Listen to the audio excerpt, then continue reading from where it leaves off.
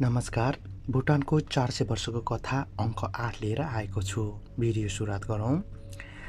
दिनरात 24 घण्टा पानी परिरहने श्राप लागेको यो घना जङ्गलमा आकाश छुउँला झैँ माथि माथि तन्केका अजङ्ग रुखहरू, अजङ्ग लहराहरूको छेल परेर आमाको काखमा गुटुमुटु निदाइरहेको त्यो 7 वर्षे दिलुले जसै आँखा खोल्यो उसको अगाडि 10 शिरवाला रावण थिए। 10 शिरवाला रावण आफ्नो स्वर्ण महलको राजसभा कक्षको सुनको सिंहासनमाथि आसन जमाएर बसेका थिए। उनले आफ्नो दाहिने घोडा देब्रे घोडामाथि खप्ट्याएर बसेका थिए। देब्रे घोडाको पाउमुनि भुइँमा उदोमुन्टो लम्पसार परेर एउटा मानव आकृति मूर्ति थियो। रावणको त्यो मूर्ति ढाडमा कुल्चिएका थिए। उनैका दुवै सिंहासनको दायाँ बायाँ सजाएर मानव खप्परमाथि थिए र ती आफ्ना दुवै हातका औँलाहरू मानव खप्परको तालुमाथि यसरी तन्काउँदै थिए मानौ तबला बजाइरहेका होन्। उनले औँला चलाइरहँदा पटट पटट आवाज राजसभा कक्षभरि गुन्जियो। त्यो बेला राजसभा कक्षमा रावणका औँला र मानव खप्परको घर्षण बाहेक अन्य साइँसुई केही पनि सुनिएका थिएन। अलि बेरमा रावणले देब्रे घोडामाथि खप्ट्याएको दाहिने घोडा तल झारेर देब्रे घोडा दाहिने घोडामाथि खप्ट्याए। दाहिने घोडाको पाउ मानव मूर्तिकै ठ्याक्कै शिरमाथि पर्यो। रावणले यसरी आफ्नो जिउ चलाउँदा 10 शिर लगाएका 10वटा राजमुटुक सथर्र हल्लिए। बीचको मुख्य शिर उनको सुनको राजमुकुट पहिरिएका थिए। दायाँ क्रमशः हीरा, पन्ना, तामा, पित्तलका राजमुटुक थिए भने दायाँतर्फ चाँदी, मोती, मणि, काँस र फलामका राजमुटुक थिए। हरेक राजमुटुकको अनगिन्ती जवाहर रातहरूको झलमलकार थिए। रावणले आफ्नो 20वटा कानमा सुनका कुण्डल धारण गरेका थिए। प्रत्येक कुण्डलमा मान्छेको आँखामा नानीलाई छालाले बेरेर झुन्ड्याएको थियो। उनी जब जब आफ्नो जिउ चलाउँथे तब शिर सँगसँगै 20वटा कानका झुम्का कुण्डलहरू राजसभाको कक्षमा दन्किन्न झुन्ड्याइएको झुम्मर जस्तो झुल्न थाले। रावणले 10वटा शिरमा लगाएको जगल्टा पारेको थियो। बीचको बाहेक अन्य सबै शिरका जगल्टा मान्छेको पेट चिरेर खोतला खतल पारिएको आन्द्राले भेडी बाँधिएको थियो। बीचको जगल्टा भनेको खुलै छाडेका थिए। त्यसैले रङ अरू जगल्टा जस्तो निखर कालो थिएन। त्यसैले यसलाई मान्छेको आलो रगतबाट चोबलेर गाढा रगतबाट बनाइएको थियो। सायद राजसभामा छिर्नु अघि अलि अगाडि मात्रै उनको आफ्नो जगल्टा मानव रगतमा चोबलेर आएका थिए, किनभने रौँबाट अहिलेसम्म आलो रगत तप तप चुइँदै थियो। दिलुलाई अचम्म मान्नै लाग्यो भने रावणले शिर जति रौद्र देखिन्थ्यो उनको लगायतको वस्त्र पनि उति नै रोमानी थियो। रावणले हातले बुनेका रातो बुट्टेदार कपडाको बक्खु लगाएका थिए जसमा घो भन्ने भनिन्थ्यो। दिलुले स्कुलमै जानेका थिए। बेला बेला गाउँ निरीक्षण गर्न घोडामा चढेर आउने सिपाही र सरकारी कर्मचारी यस्तै बक्खु लगाएका उनले देखेका थिए। अस्ति शुक्रबार आधा दिनको छुट्टीमा कक्षबाट हुर्र बाहिर निस्कदा अग्ला अग्ला घोडा बाहेक स्कुलेभित्र छिरेका मोटा मोटा सिपाहीहरूले पनि यस्तै बक्खु लगाएका थिए। ती बक्खु लगाएका सिपाहीहरूले स्कुलमा कुर्सी, टेबल, दराज बाहिर आँगनमा मिल्काएका थिए। किताबहरू भुइँमा डङ्गुर लगाएर सल्काएका थिए। आगो लगाएका थिए। दिलुले डाँडाको कुइनेटोमा रहेको पिपलको चौतारामा उभिएर बक्खु लगाएका सिपाहीहरूको आतङ्क सब हेरेका थिए। त्यो बेला किताबको अक्षरबाट निस्किएको आगोको पिरो धुवाँ बतासले उडाएर ल्याउँदा दिलुको आँखाबाट आँसु झरेको थियो। त्यस्तै 2 दिनपछि हो दिलु आफ्ना बा आमा, ठुलो बा, माइला बा, काइला बा र अन्य थुप्रै गाउँलेहरूले पछि लागेर रात दिन 24 घण्टा पानी परिरहेको जङ्गलमा बास बस्न आएको। गाउँको सम्झना दिलुले झस्कायो। रावणले लगाएको बक्खुतिर आँखा गढेर हेर्यो। उसले देख्यो बक्खुमाथि घाँटीमा टम्म कसिएको थियो, तल घुँडामा फुकेको थियो। दुरुस्तै ती सिपाहीहरू जस्तै लाग्थे। त्यस्तै देखियो। घुँडामा फुकालेको बक्खु रावणले घरिघरि खुट्टा चलाउँदा सजिलो भइरहेको थियो र उनी आफ्नो घोडामुनि रहेको मानव मूर्तिलाई आफू कुल्चिन पाइरहेका थिए, जसले ती सिपाहीहरू स्कुलका किताबहरू भुइँमा अस्रल ती मिल्काएका घोडाले कुल्चेका थिए। उसले यो पनि देख्यो रावणले घुँडासम्म आफ्नो बक्खुको ठ्याक्कै मुनि छालाको कालो बुट जुत्ता लगाएका थिए। घाँटीमा सेतो कपडा फेटा गुथेका थिए, जसका दुई फेरा उनका काँधमा दुईतिर हुँदै छातीसम्म झुन्डिएका थिए। दुरुस्तै ती सिपाहीहरूले लगाएका जस्तै। कतै यी रावणका गाउँमा आतंक मचाउन आएका सिपाही त होइनन्, सिपाहीका हाकिम पो हुन् कि?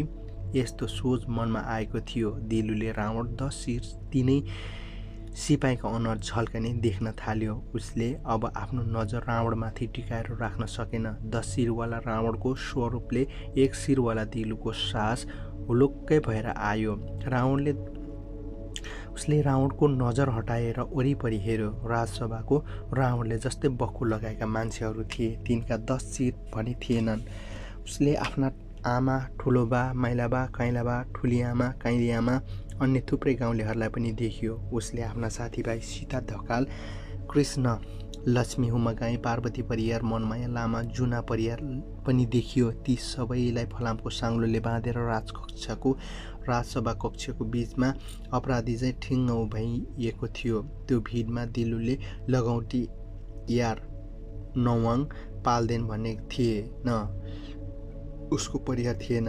उसका स्कुलहरूको पेम्बा दोर्जी, छिरिङ, बाङचो, देचेन वाङदी, कर्मा लामो, निर्बुलादेन थिएनन्। चेन्देन याङ्की, पेमा सेमयाङ थिएनन्। उनीहरूको परिवार कोही पनि थिएन। ती सबैलाई हेर्दै गर्दा दिलुलाई पनि आफ्नै ज्यान भारी हुन थाल्यो। उसले आफूलाई हेरौँ त्यस पछाडि पो चाल पायो कि उसको ज्यान पो फलामको साङ्लाले टम्म बाँधिएको रहेछ, घाँटीदेखि हात गोडा जिउसम्मै। दिलुले आफ्नो ज्यान चलाउँदा फलामको साङ्ला छनछन बजेको आवाज राजसभा कक्षभित्र गुन्जियो। यो आवाज सुनेर मानव खबरको तालुमाथि आफ्ना 10 औँला नचाइरहेका रावणका हातहरू टक्क अडिए। उनले दिलुलाई घुरेर हेर्यो। यसरी घुरेर हेर्दा रावणका 20वटा आँखा आगोको लपका छुटे चाहिँ राता राता देखिएका थिए। उनले आफ्नो 2वटा गोडा फाडे। यसरी फाड्दा रावणको गोडा भुइँमा उदो मुन्टो लम्पसार मानवमूर्ति शिर र पुट्ठामाथि बेस्किन कुल्चिरहेका थिए। दिलु डरले थर्कमान भयो। उसले आफ्ना दुवै आँखा टम्म चिम्लेर भुइँतिर मुन्टो झुकायो। कानमा रावणको ललस्कार गुन्जिएको थियो। तिमीहरूलाई यसरी नील ठोकेर यहाँ किन ल्याएको थाहा छ? रावणले सोधे। रावणले भने, बक्खु नलगाएका गाउँलेहरूले मूर्तिवत चुपचाप उभिरहेका थिए। तिमीहरूले कोही पनि मेरा जनताहरू होइनौ, रावणले भनाइदिए। तिमीहरू गैर कानुनी रूपले मेरो देशमा घुसेका अति आक्रमणकारी हौ। त्यसैले तिमीहरूलाई यहाँ बस्न कुनै हक छैन। म तिमीहरूलाई यो राज्यबाट निष्कासन गर्दैछु, रावणले अगाडि भने। अब आइन्दा तिमीहरूले यो राज्यको सीमामा देखा पर्यो भने तिमीहरूलाई झुन्ड्याएर मारिनेछ। यति भनेर रावणले आफ्ना सिपाहीहरूलाई हुकुम दिए। ती अतिक्रमणकारीहरूलाई दक्षिण सीमान्तको घनघोर जङ्गलमा लगेर छाडिदिनु। जसले भाग्न खोज्छ उसलाई त्यहाँको त्यही तारबारले सेर्नु। त्यस पछाडि रावण आफ्नो सिंहासनबाट उठेर भुइँमा उधोमुन्टो लम्पसार मानवमूर्तिको शिर कुल्च्लाउँदै एकछिन ठिङ्ग उभिएर आगो ओकलिरहेका 20वटा रात आँखाले चिल्ली बिल्ली पारेका दिलु र उनका आफन्तजन र गाउँलेहरू घुरेर हेरेर 10वटा शिर हावामा झुलाए चाहिँ राजसभा कक्षमा मिलिक्कै बाहिरिए। जसै रावण राजसभाबाट बाहिरिए, उनले जस्तै बक्खु लगाएका सिपाहीहरू दिलो उनका आफन्तजन गाउँलेहरूलाई यसरी छोपे जसरी चिलले चल्ला छोप्छ। राजसभाको कक्षमा कोलाहाल मचियो र केटाकेटी महिलाहरू क्वाँ क्वाँ रोन थाले। वृद्धहरू बेहोस भए। युवा केटाकेटीहरू मुठी उचाल्दै रावणको विरोध गरे, तर मुखबाट एक शब्द निस्कन नपाउँदै बक्खु लगाएका सिपाहीहरूले बुटले उनीहरूको ढाड र पिठोमा बजारियो।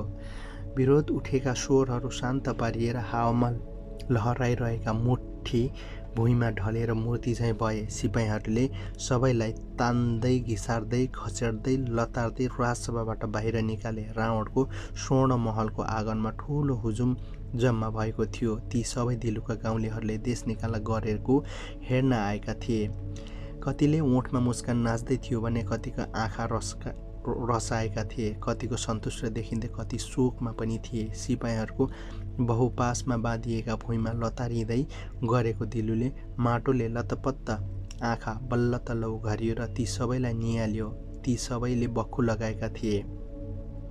रावणको स्वर्ण भूमिमा आँगनमा त्यस दिन बक्खु लगाउने र बक्खु नलगाउने बीच भेदको पर्खाल खडा गरिएको थियो। दिलुले देख्यो पर्खालको यतापट्टि ऊ थियो, पर्खालको उतापट्टि उसको लगौटी यार नवाङ पाल्देन थियो। दिलुले देख्यो पर्खालको यतापट्टि ऊ थियो, पर्खालको उतापट्टि उसको गाउँ थियो। दिलुले देख्यो पर्खालको यतापट्टि ऊ थियो, पर्खालको उतापट्टि 10 शिरवाला रावण थियो। बक्खु नलगाएका गाउँलेहरूले लस्कर अगाडि बढ्यो। सबैले हातमा हात झोला तुम्ला बोकेका थिए। आमाहरूले पनि आफ्ना नानी बाबुहरूलाई हातमा च्याप्प समातेका थिए। कतिले काखे नानीहरू छातीमा लपक्क च्यापेका थिए भने उनीहरूले रुवाबासी चितकारले हावा विष घोकेको घोलेको जस्तो थियो। तर त्यो विष बक्खु लगाएका सिपाहीहरूले कति पनि छोएका थिएन। उनीहरू त अग्ला अग्ला घोडामा चढेर भिडमाथि छालाको कोर्रा बसाउँदै थिए। जसका ढाडमा छालाको कोरा बसाडिन्थ्यो उसका लुगाको टुक्रा मात्र होइन, मासुको चोक्टा पनि हावामा उछिटिन्थ्यो।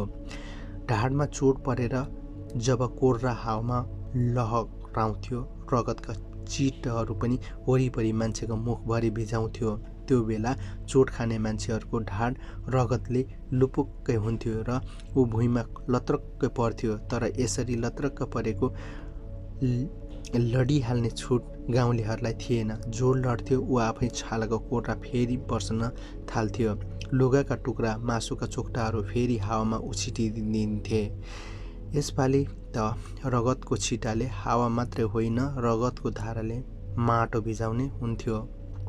दिलुले आमाको हत्केला बेच्कन अठ्यायो। आमाले तानेर दिलुको पाखुरा च्याप्प समातिन् र उनी पाइला छिटो छिटो चाल्न थालिन्। उनका सिपाहीको कोर्राले दिलुको कमलो ढाड छ्यालब्याल पार्ला कि भने पिर थियो। सिपाहीहरूले गाउँलेका पाइला तबसम्म अडिन दिएन जबसम्म उनले रावणले भनेका दक्षिण सीमान्त जङ्गलको छेउ पुगेनन्।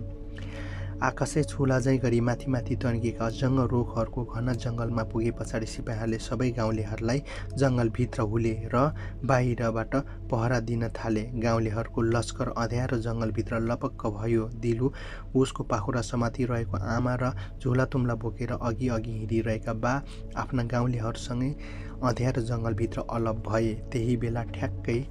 त्यही बेला दिलुकी आमा हिँड्दा हिँड्दै टक्क अडिकी थिइन्। उनले एकछिन माथि आकाशतिर हेरिन्। एक अर्कासँग घम्साघम्सी गरिरहेका जर्कट परेका लामा लामा लहराहरूले आकाश ढाकेको थियो। अजङ्ग रुखहरू, अजङ्ग लहराहरू माकुराको जालो झैँ सूर्यको प्रकाश धरी छेकेको थियो। पुरै जङ्गल औँसीको रात झैँ कालो थियो। त्यही बेला दिलुकी आमा परक्क फर्किन् र भर्खरै आफूलाई निकालिरहेको रावणको राज्यतिर हेरिन्। हामीलाई आफ्नो भूमिबाट अलग्याउने हे रावण, तँलाई हाम्रो भूमिको श्राप लाग्नेछ। हामीलाई आफ्नो आकाशबाट अलग्याउने हे रावण, तँलाई आफ्नो आकाशले श्राप लाग्नेछ। तिमीहरूलाई आफ्नो जलबाट अलग्याउनु छ हे रावण, तँलाई आफ्नो जलको श्राप लाग्नेछ। हाम्रो सन्तानलाई उसको भविष्यबाट अलग्याउने हे रावण, तँलाई आफ्नो सन्तानको भविष्यले श्राप लाग्नेछ। हामीलाई रुवाई रुवाई आफ्नो देशबाट लखेर्ने हे रावण, तँलाई आफ्नो आँसुको श्राप लाग्नेछ। त्यही बेला ठ्याक्कै त्यही बेला त्यो घनघोर जङ्गलको आकाशमा एक्कासी दिउँसो रात पर्ने गरी कालो बादल उम्लिएको थियो। रावणको गर्जनसँगै निस्तेज पार्ने गरी कालो बादल बेस्किन गडगडायो। अँध्यारो जङ्गलमा प्रकाश छिर्ने गरी आकाशमा झिमिलिक मिलिक बिजुली चम्कियो अनि निमेषभरमै पुरै जङ्गल नेत्रुक्क भिजाउने गरी घनघोर वर्षा सुरु भयो। ठ्याक्कै त्यही बेलादेखि त्यो घनघोर जङ्गलमा घनघोर वर्षा थामिएकै छैन। दिन रात 24 घण्टा बर्सिरहेको छ अविरल। यो ठाउँको आमाको श्रापबाट कहिले मुक्त होला? गाउँलेहरू हिँड्दा हिँड्दै एक्कासी अलप भए। सुरुमा त दिलुलाई लागेको थियो जङ्गलको अँध्यारो नदेखिएका होलान्, तर होइन रहेछ। उनीहरू बिल्कुलै अलप भएका रहेछन्, किनभने अविरल झरीले हिलाम्मे माटोमा मान्छेको हुल हिँड्दा जुन लचक लचक आवाज आइरहेको थियो, अहिले पनि त्यो आवाज गुम थियो। पानीको आँखा भिजेर नदेखेको भनौँ भने उसका वरिपरि रुखहरू जम्मै देखिरहेकै थियो। त्यो रुखहरू लामा लामा लहराहरू देखिरहेका थिए। अगाडि सुमसाम हिँडिरहेका आफ्ना बुवालाई देखिरहेकै थियो। छेउमा अघिदेखि पाखुरा समातेर सँगसँगै हिँडिरहेको आमालाई पनि देखिरहेकै थियो। गाउँलेहरू मात्रै त्यहाँ थिएनन्। उनीहरू झरीको पानी माटोमा विलिन भए जस्तै घनघोर जङ्गलमा विलिन भएका थिए। दिलुसालाई त्यही पनि चिन्ता थिएन। उसँग उसका बुबा थिए, उनका आमा थिइन्। उनीहरू अलि अगाडि के बढेका थिए। दिलु झसङ्ग भयो। अगाडि अगाडि सुमसुम हिँडिरहेका बुवा र आफ्नो अलप भइरहेका थिए। दिलुले आत्तिएर आफ्नो दाहिनेतर्फ हेर्यो। त्यहाँ उनकी आमा पनि थिएनन्। उनले आफ्नो दाहिने पाखुरामा हेर्यो। अघिसम्म आमाले उसको त्यही पाखुरामा बेसकन अठ्याइरहेकी थिइन्। आमाले अठ्याएको ठाउँ पनि 5 औँलाको ड्याम थिए, तर त्यो ड्याम छाड्ने आमा त्यहाँ थिएनन्। आमाले अठ्याएको ठाउँलाई उनको स्पर्शको अनुभूति थियो, तर त्यो स्पर्शको अनुभूति छाड्ने आमा त्यहाँ थिएनन्। दिलुले आमा बुवा अलग भइसकेका थिए। त्यही बेला दिलुले आफ्नो वरिपरि 10 वटा मुर्कुट्टा नाचिरहेको देख्यो। ती सबै 10 शिरवाला रावणका मुर्कुट्टा थिए। कुनै पनि मुर्कुट्टा जगल्ता थिएन। सुन, चाँदी, हिरा, मोती, विभिन्न माणिक्य जडित राजमुटुले मात्र मुर्कुट्टाको मुडुला तालु ढाकेको थियो। मुर्कुट्टाहरू हावामा यताउति नाच्दै अट्टहास गर्दै थिए। मुर्कुट्टाको मुखबाट मानव रगत मिसिएको र्याल चुहाउँदै गरेको प्रष्ट देखिन्थ्यो। काला र ओठमा रगतले पनि लाल थिए। दिलुले बुझिहाले, जङ्गलसम्म पछ्याउँदै पछ्याउँदै आएका 10 शिरवाला रावणले उनका आमा बुवा र गाउँलेहरूलाई सबैलाई नियालिसकेछन्। बाघले बाख्रा लुछे चाहिँ लुछासुडी खाएछन्। भीमसेनले दुस्साहसले छाती चिरे चाहिँ रावणले पनि सबैको छाती चिरेछन्। सोझै मुटुबाट गदगद रगत पिएछन्। दिलुले आफ्नो मुटुको ठाउँ ठक्क अडिए चाहिँ भयो। सास हुलुक्क घाँटीको किलकिलेसम्म आइपुग्यो। छातीमा गह्रौँ ढुङ्गाले थिचे जस्तो भयो। शरीरमा सारा रक्तवाहिनी नलीहरू एक्कासी रगत बग्दै छाड्यो। ऊ डरले कालो निलो भयो। हात खुट्टा फतक्क गले। जिउभरि मसिना काँडा उम्रे र ज्यान लुक काम्न थाल्यो। दिलुले तुरुन्त पिसाब फेरे। झरझर झरीले चिसो भएको गोडा तुरतुर पिसाबले तातो भएर आएको उसले महसुस गर्यो। पिसाबको धारा एकदमै तेजी थियो। आकाशबाट झरीले अविरल झरीले उसको पिसाबको धारा पनि परै थियो। यसरी झर्यो। दिलु जुन माटोमा टेकेर उभिएको थियो त्यो माटो पनि पाप्रा पाप्रा उक्किँदै लतक्क बग्न थाल्यो। चिसो पानी र तातो पिसाबले गलाएको हिलाम्य माटो दिलुले लुक कामेको आफ्ना गोडाहरू थाम्न सकेनन्। ऊ माटोमा चिप्लियो। जसै दिलु चिप्लिएको भुइँमा पहिरो आए झैँ भयो। तह माटो एकपछि अर्को बग्दै गयो र माटोसँगै दिलु पनि बग्दै गयो। उसले रुखका लहराहरू च्याप्प समातेर आफूलाई रोक्न खोज्यो, तर अघिसम्म जर्कट परेका लहराहरू एक्कासी ज्यान नभए चाहिँ लुला भए। ऊ जुन लहरामा समात्यो त्यही लहरामा पिटिकै भाँचिएर उसको हातमा आउँथ्यो।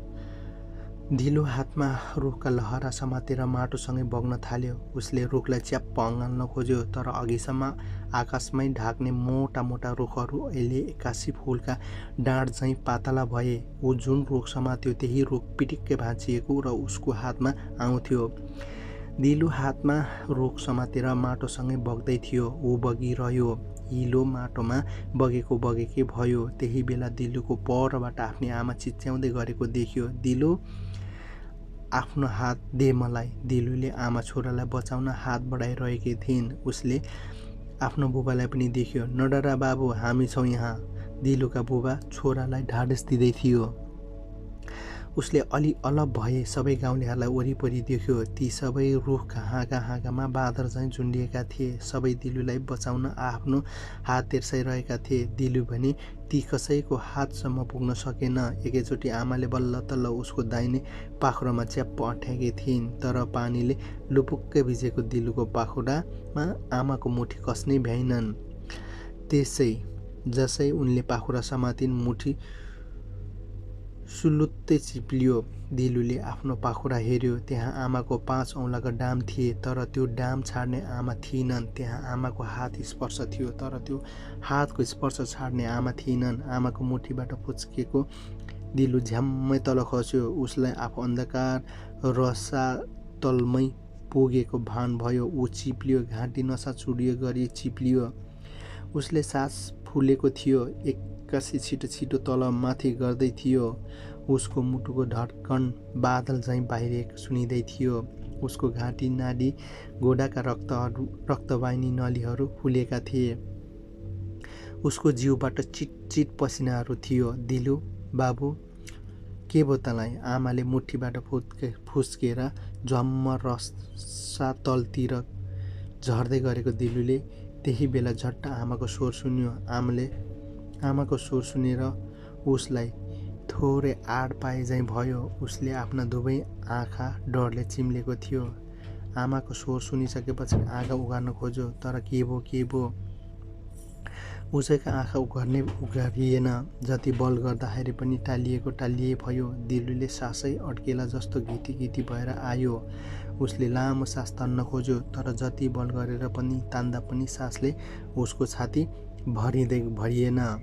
पिसाब तुरुन्तै चुहिने गरी बल गर्दाखेरि पनि उसले सास फेर्नै सकेन। उसलाई आफू रसालभित्र भासिएको छु र माथिबाट आकाशले थिच्दैछ भन्ने लाग्यो। उसले दुवै हात उठाएर आफूमाथि थिचिएको आकाशमाथि घचेट्यो, बेस्कन घचेट्यो। तर आकाश यति चौडा थियो कि दिलुले जति बल लगाउँदाखेरि पनि डेट हल्लिएन। उसले बल गर्यो, निकै बल गर्यो। पिसाब तुरुन्तै चुइने गरी बल गर्यो, बेस्किन ठेल्यो, निकै ठेल्यो। पिसाब तुरुन्तै चुइने गरी ठेल्यो, अनि एक्कासी ऊ छ्याङ्ग भयो। उसलाई थिचेको आकाश फाट्यो। जसै आकाश फाट्यो, उसका दुवै आँखा पिल्लिक्क उग्रे। छातीभित्र तहबाट हावा भरियो र उसका आँखा फनफनी घुमे। उसले देख्यो आफ्ना आमा भिजेको साडीले फेरेको उसको शिर हम्जिँदै थिइन् र भनिन्, बाबु दिलु के भयो तँलाई? उसले भन्यो, बुवा उसको गोडा मसार्दै थिए भने ऐठन पर्यो होला, केही हुन्न, सपना गइहाल्यो, भइहाल्यो।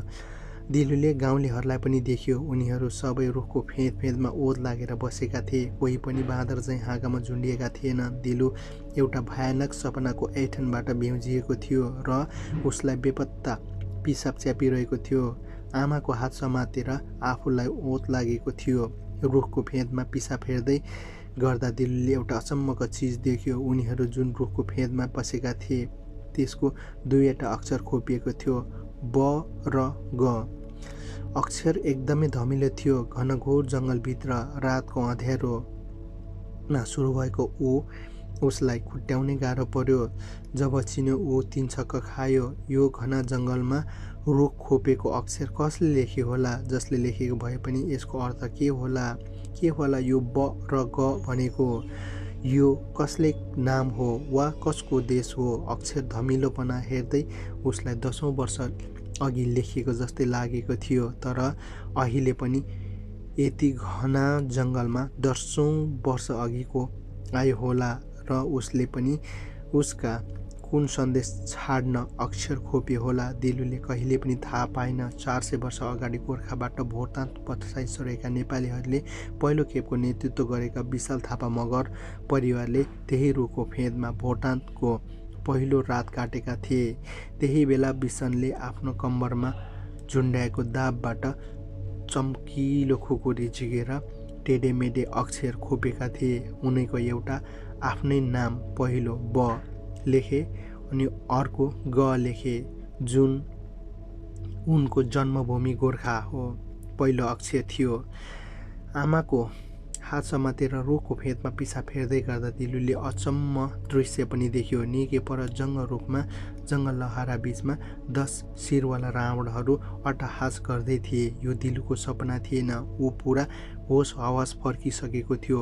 पेट फुट्ला चाहिँ टनटनी पारेको पिसाबले फेरेर हल्का भइसकेको थियो। आमा बालाई वरिपरि देखेर उसको डर बिलाइसकेको थियो। रुखका खोपिएका ब र ग अक्षरको देख्न बित्तिकै 3 छक्क पनि खाइसकेको थियो। ऊ ऐठनको जडकटबाट मुक्त भइसकेको थियो। तर 10 शिरवाला रावणले उसलाई छेकेका थिएन। बक्खु लगाएका रावण विपनमा पनि दिलुलाई तर्साउन आएको थियो। के रावणको दिलुको डरको श्राप लाग्ला? दिलुको सपनाको ऐठनबाट मुक्त भयो। जुन कुराहरू गाउँसम्म छाडेर आयो त्यो गाउँ अहिलेसम्म ऐठन छ। त्यहाँसम्मको हावापानी अहिलेसम्म ऐठन छ। त्यहाँका बक्खु नलगाउनेहरूलाई अहिलेसम्म ऐठन छन्। दिलुको गाउँ ऐठनबाट कहिले मुक्त होला? दिल भुटानीको गाउँबाट 3 दशकभन्दा बढी समयदेखि ऐठन जगडेको थियो। अन्तिम अस्त्र राजा जिग्मे सिंह वाङचुकले सन् 1988 चलाएका थिए। त्यही अस्त्रले भुटानी नेपालीहरू पुर्खाको सम्झना र इतिहास मेट्यो। 1.25 लाख भन्दा बढी नेपाली भाषी भुटानीहरू जीवन छिन्न मिन्न पार्यो। उनीहरूको भूमि खोस्यो, भविष्य खोस्यो, आशा र सपना खोस्यो। त्यहाँबाट सुरु हुन्छ नेपाली भुटानीहरूमाथि शरणार्थी बढाउने षड्यन्त्रको मुख्य खेल। के हो त्यो षड्यन्त्र? कसरी रच्यो यो षड्यन्त्र? यो अध्यायबाट हामी चर्चा गर्नेछौँ। योभन्दा अगाडिको कुरा गरौँ। जुन नागरिकताको प्रमाणपत्र खोसेर भुटान सरकारले दक्षिणी नेपाली भुटानी शरणार्थीहरू बनाएको थियो, त्यो नागरिकता प्रमाणपत्रहरूको कसरी पाएका थिए? भुटानका नागरिकता प्रमाणपत्रको विवरण सिलसिला 1982बाट सुरुवात भएको हो। त्यसबेला जिग्मे सिंह दोर्जी वाङचुकले सन् 1958मा ल्याएको नागरिकता कानुन अनुसार दक्षिण भुटानका नेपालीहरू सबै भुटानीहरूले नागरिकताको हक सुनिश्चित गरे पनि नागरिकता प्रमाणपत्र भने कसैले पाएका थिएनन्। सन् 1982मा आफूले नै राजा जिग्मे सिंह वाङचुक समक्ष प्रस्ताव गरे पछाडि देशव्यापी रूपमा नागरिकता प्रमाणपत्र बाँड्ने अभियान सुरुवात भएको भुटानी शरणार्थी नेता टेकनाथ रिजालले दाबी गर्छन्। त्यही बेला रिजाललाई राजा समक्ष भनेका थिए, महाराज, अब हामीले पनि सबै भुटानीहरूलाई नागरिकता प्रमाणपत्र दिनुपर्छ, उनीहरूलाई यसको खाँचो छ। राजाले सोधे, तिमीले किन यसको खाँचो महसुस गर्यो?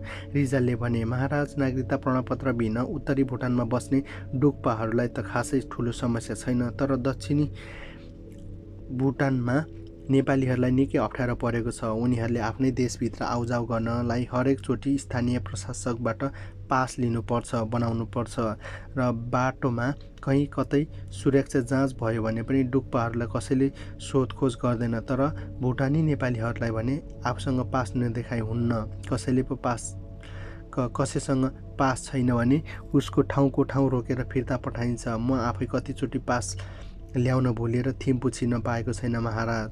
अर्को कारण चाहिँ नागरिकता प्रमाणपत्र भयो भने सबै जनतालाई आफ्नो देशभित्र ढुक्कसँग बस्न पाउँछन्, काम गर्न पाउँछन्। उनीहरूलाई कुनै कसैले रोकटोक गर्दैन। त्यसैले उनले भने, अहिले भुटानभित्र विकास निर्माणको काम बाहिरभन्दा मान्छेहरू आउजाउ बढेको छ। यस्तोमा हामीले को भुटानी हो र को होइन भन्ने कुराहरू प्रश्न छुट्याउनु पनि आम नागरिकलाई परिचय खुल्ने कार्डहरू दिनु आवश्यक हुन्छ अथवा राम्रो हुन्छ। राजाले रिजालको प्रस्ताव मन पराए। त्यस पछाडि गृह मन्त्रालय अन्तर्गत रजिस्ट्रेसन विभागले सन् 1981-82को जनगणनामा परेको सबै नागरिकलाई उनीहरूको फोटोसहितको जिल्ला, गाउँ, घर नम्बर, जग्गाको थाम नम्बर, ब्लक नम्बर, बुवाको नाम, नागरिकताको नम्बर लगायतका विवरण खुलाउने नागरिकता प्रमाणपत्र दिने अभियान सुरु गर्यो। त्यही बेला करिब 95% भुटानीले नागरिकता प्रमाणपत्र पाएको रिजालहरू बताउँछन्। प्रमाणपत्र नपाउनेलाई बिमारी भएको, विदेशमा रहेका र नागरिकताहरूको विवरण टोलीले फोटो बिगारिरहेका र केही सुकुम्बासी मात्रै थिए। ती 5% जति अरू सरह छुट्टै नागरिकता दिने भनिएको थियो। तर सन् 1988मा यस्तो कडी आयो जब भुटानी नेपालीहरू निम्ति सबै कुराहरू सधैँका लागि बदलियो। नागरिकता बनाउन बाँकी 5%को त कुरै छोडौँ, 1982मा गृह मन्त्रालयले नै नागरिकता दिएका आधाभन्दा बढी भुटानीहरू नेपालीहरू नागरिकता पनि खोसियो। जिग्मे सिंह वाङचुकले सन् 1988को जनगणना विभेद यस्तो षड्यन्त्र रचे जसले भुटानी नेपालीहरूमाथि देशै छोड्न पर्ने अवस्था पुर्यायो। भुटानको जनगणना इतिहास सन् 1960को दशकबाट सुरुवात भएको पाइन्छ। तत्कालीन राजा जिग्मे दोर्जी वाङचुकले भारतीय विज्ञहरूको सहयोगमा संलग्नतामा सन् 1964देखि सन् 1970सम्म पहिलो देशव्यापी जनगणना गराएको थियो। भुटानी गृह मन्त्रालयले सुरु गरेको कुल जनसङ्ख्याको 1,34,774 पुगेको तथ्याङ्क सार्वजनिक गरेको थियो। त्यसमा केही समय पछाडि जिल्लागत रूपमा पुनः जनगणना गर्दा त्रुटि देखिएको भन्दै तथ्याङ्क संशोधन गरिएको थियो। संशोधन तथ्याङ्कमा भुटानमा जनसङ्ख्यामा 93,614 थियो, जसमध्ये पूर्वी भुटानमा बसोबास गर्नेहरूको 57%, पश्चिम भुटानमा 28%, दक्षिण भुटानमा नेपाली भाषीहरूको सङ्ख्या 15% रहेको थियो। त्यही बेला आफ्नै नाममा जमिनको पञ्जीकृत नभएका, सुकुम्बासीको प्रमाण नपुगेका, धर्मराजा र दक्षिणी भुटानको अख्तियारी प्राप्त गरेको कालिम्पोङ भारत बस्ने दोर्जी परिवारको अनुमति प्राप्त प्रस्तुत गर्न नसकेकाहरूले नाम मात्र जनगणनामा समावेश गरिएको थिएन। उल्लेखित दस्तावेजमध्ये कुनै पनि एउटा दस्तावेज हुनेमा नाम जनगणना सूचीमा समावेश गराइएको र त्यसको आधारमा वर्षेनी अदावधि गरिँदै गएको रिजालले आफ्नो संस्मरणमा उल्लेख गरेका छन्। त्यही जनगणना पछाडि भुटानले सन् 1971 संयुक्त राष्ट्रसङ्घको सदस्य प्राप्त गरेको उनी बताउँछन्। पहिलो जनगणनामा नाम दर्ता भएको परिवारले आफ्नो सदस्य सङ्ख्या थपघट भए त्यस्तोबारे स्थानीय प्रशासन मार्फत गृह मन्त्रालयलाई अनिवार्य जानकारी गराउनु पर्ने र गृह मन्त्रालयले त्यसै आधारमा हरेक वर्ष जनसङ्ख्या विवरण अदावधि गर्ने रिजालले हामीसँगको कुराकानीमा भने। यो नियम जिग्मे सिङे वाङचुक राजा भएर आए पछाडि पनि कायम रह्यो। सन् 1980 को जनसङ्ख्याको विवरण अझै व्यवस्थित बनाउनका लागि गृह मन्त्रालय अन्तर्गत रजिस्ट्रेसन विभागको स्थापना गरिएको थियो। त्यही विभागले सन् 1981-82 मा आफ्नै संयोजकतामा आफ्नो देशव्यापी जनगणना सम्पन्न गर्यो। त्यसमा मूलतः अघिल्लो जनगणनाको नाम दर्ता भएका परिवारको विवरण समेत अदावधि गरिएको थियो। सन् 1981-82 को जनगणना र त्यसै आधारमा नागरिकता प्रमाणपत्र वितरण गर्न थालेका 1 दशक नबित्दै सन् 1988 मा गृह मन्त्रालयले अर्को जनगणना गर्यो। भुटानी नेपालीहरूले आज जुन नियति भोग्नु परेको छ त्यसको प्रस्थान बिन्दु पनि सन् 1988 को जनगणना हो, जसलाई राजा जिग्मे सिङे वाङचुकले सन् 1985 मा ल्याएको तेस्रो नागरिकता कानुनको पहिलो कार्यान्वयन मानिन्छ।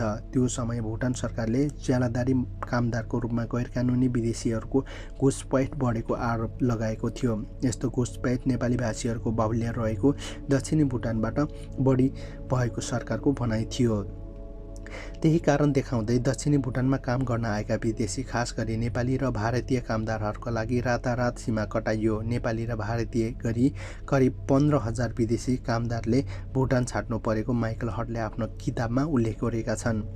यही सिलसिलामा सरकारले असली नागरिकता पहिचान गर्ने भन्दै दक्षिण भुटानलाई मात्र लक्ष्य गरेर सन् 1988 को जनगणना गरेको थियो। रिजालले भने सरकारको भनाइसँग सहमत छैनन्। सन् 1981-82 मा जनगणना अनुसार भर्खरै मात्र देशभरि नागरिकता प्रमाणपत्र जारी गरिएको थियो। त्यो अवस्थामा दक्षिणी भुटानलाई मात्र टार्गेट गरेर नयाँ जनगणना गर्नुपर्ने कुनै दरकार थिएन। रिजालले हामीसँग भने गैर कानुनी विदेशी कामदार बढ्नु भन्यो भने तिनीहरूलाई पनि ठुलो सङ्ख्यामा देशबाट निष्कासन गरिसकेको थियो। यस्तोमा नयाँ जनगणना गर्नुको उद्देश्य नेपाली भाषीहरूमाथि पाइएको नागरिकता खोजेर उनीहरूमाथि अनागरिक बनाउनु बाहेक अर्को कुनै विकल्प हुन सक्दैन। कल्पना गर्नुहोस्, भोलि म नेपालमा भारतीयहरूको घुसपैठ बढ्यो भन्दैमा मधेसलाई टार्गेट गरेर जनगणना गरेँ भने कस्तो होला। तिब्बतीहरूको घुसपैठ पर्यो भनेर हिमाली भेगमा जनगणना मात्रै गर्यो भने विभेदपूर्ण मानिएला कि नमानिएला।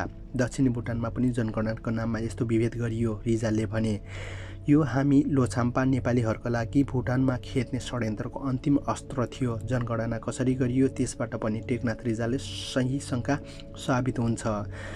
त्यो कसरी भयो भने भुटान सरकारले उक्त जनगणनामा नाम दर्ज हुन केही मापदण्ड तोकेको थियो। सबभन्दा पहिला त सन् 1958 मा जग्गाको कर तिरेको रसिद पेश गर्नु पर्थ्यो। त्यो भनेको राजा जिग्मे दोर्जी वाङचुकको भुटानको पहिलो नागरिक कानुन लागू गरेको वर्ष हो। यो मापदण्ड अनुसार रसिद पेश गर्दा उक्त जग्गा सम्बन्धित व्यक्तिको आफ्नै नाममा अथवा बुबाको नाममा अथवा हजुरबुवाको नाममा हुनु पर्थ्यो र आफ्नो नामको रसिद छैन भने जसको नाम उल्लेख छ उसँग नाता प्रमाणित गर्नु पर्थ्यो। अक्सर रसिदको बुबा अथवा हजुरबुवाको नाममा लेखिएको हुन्थ्यो। यस्तो अवस्थामा गाउँका वयोवृद्धहरू आएर फलानो व्यक्ति फलानो बुवा हजुरबा हो भनी प्रमाणित गरिदिनु पर्थ्यो। यसलाई मान्ने कि नमान्ने जनगणना संलग्नमा गणकहरूको तजबिजमा भर पर्थ्यो। त्यस पछाडि सम्बन्धित व्यक्तिले आफ्ना आमा बुवा दुवै भुटानी नागरिक हुन् भनेर प्रमाणित गर्नु पर्थ्यो। जनगणनामा सन् 1958 को रसिदलाई यति अनिवार्य गरिएको थियो कि कसैले त्योभन्दा अगाडि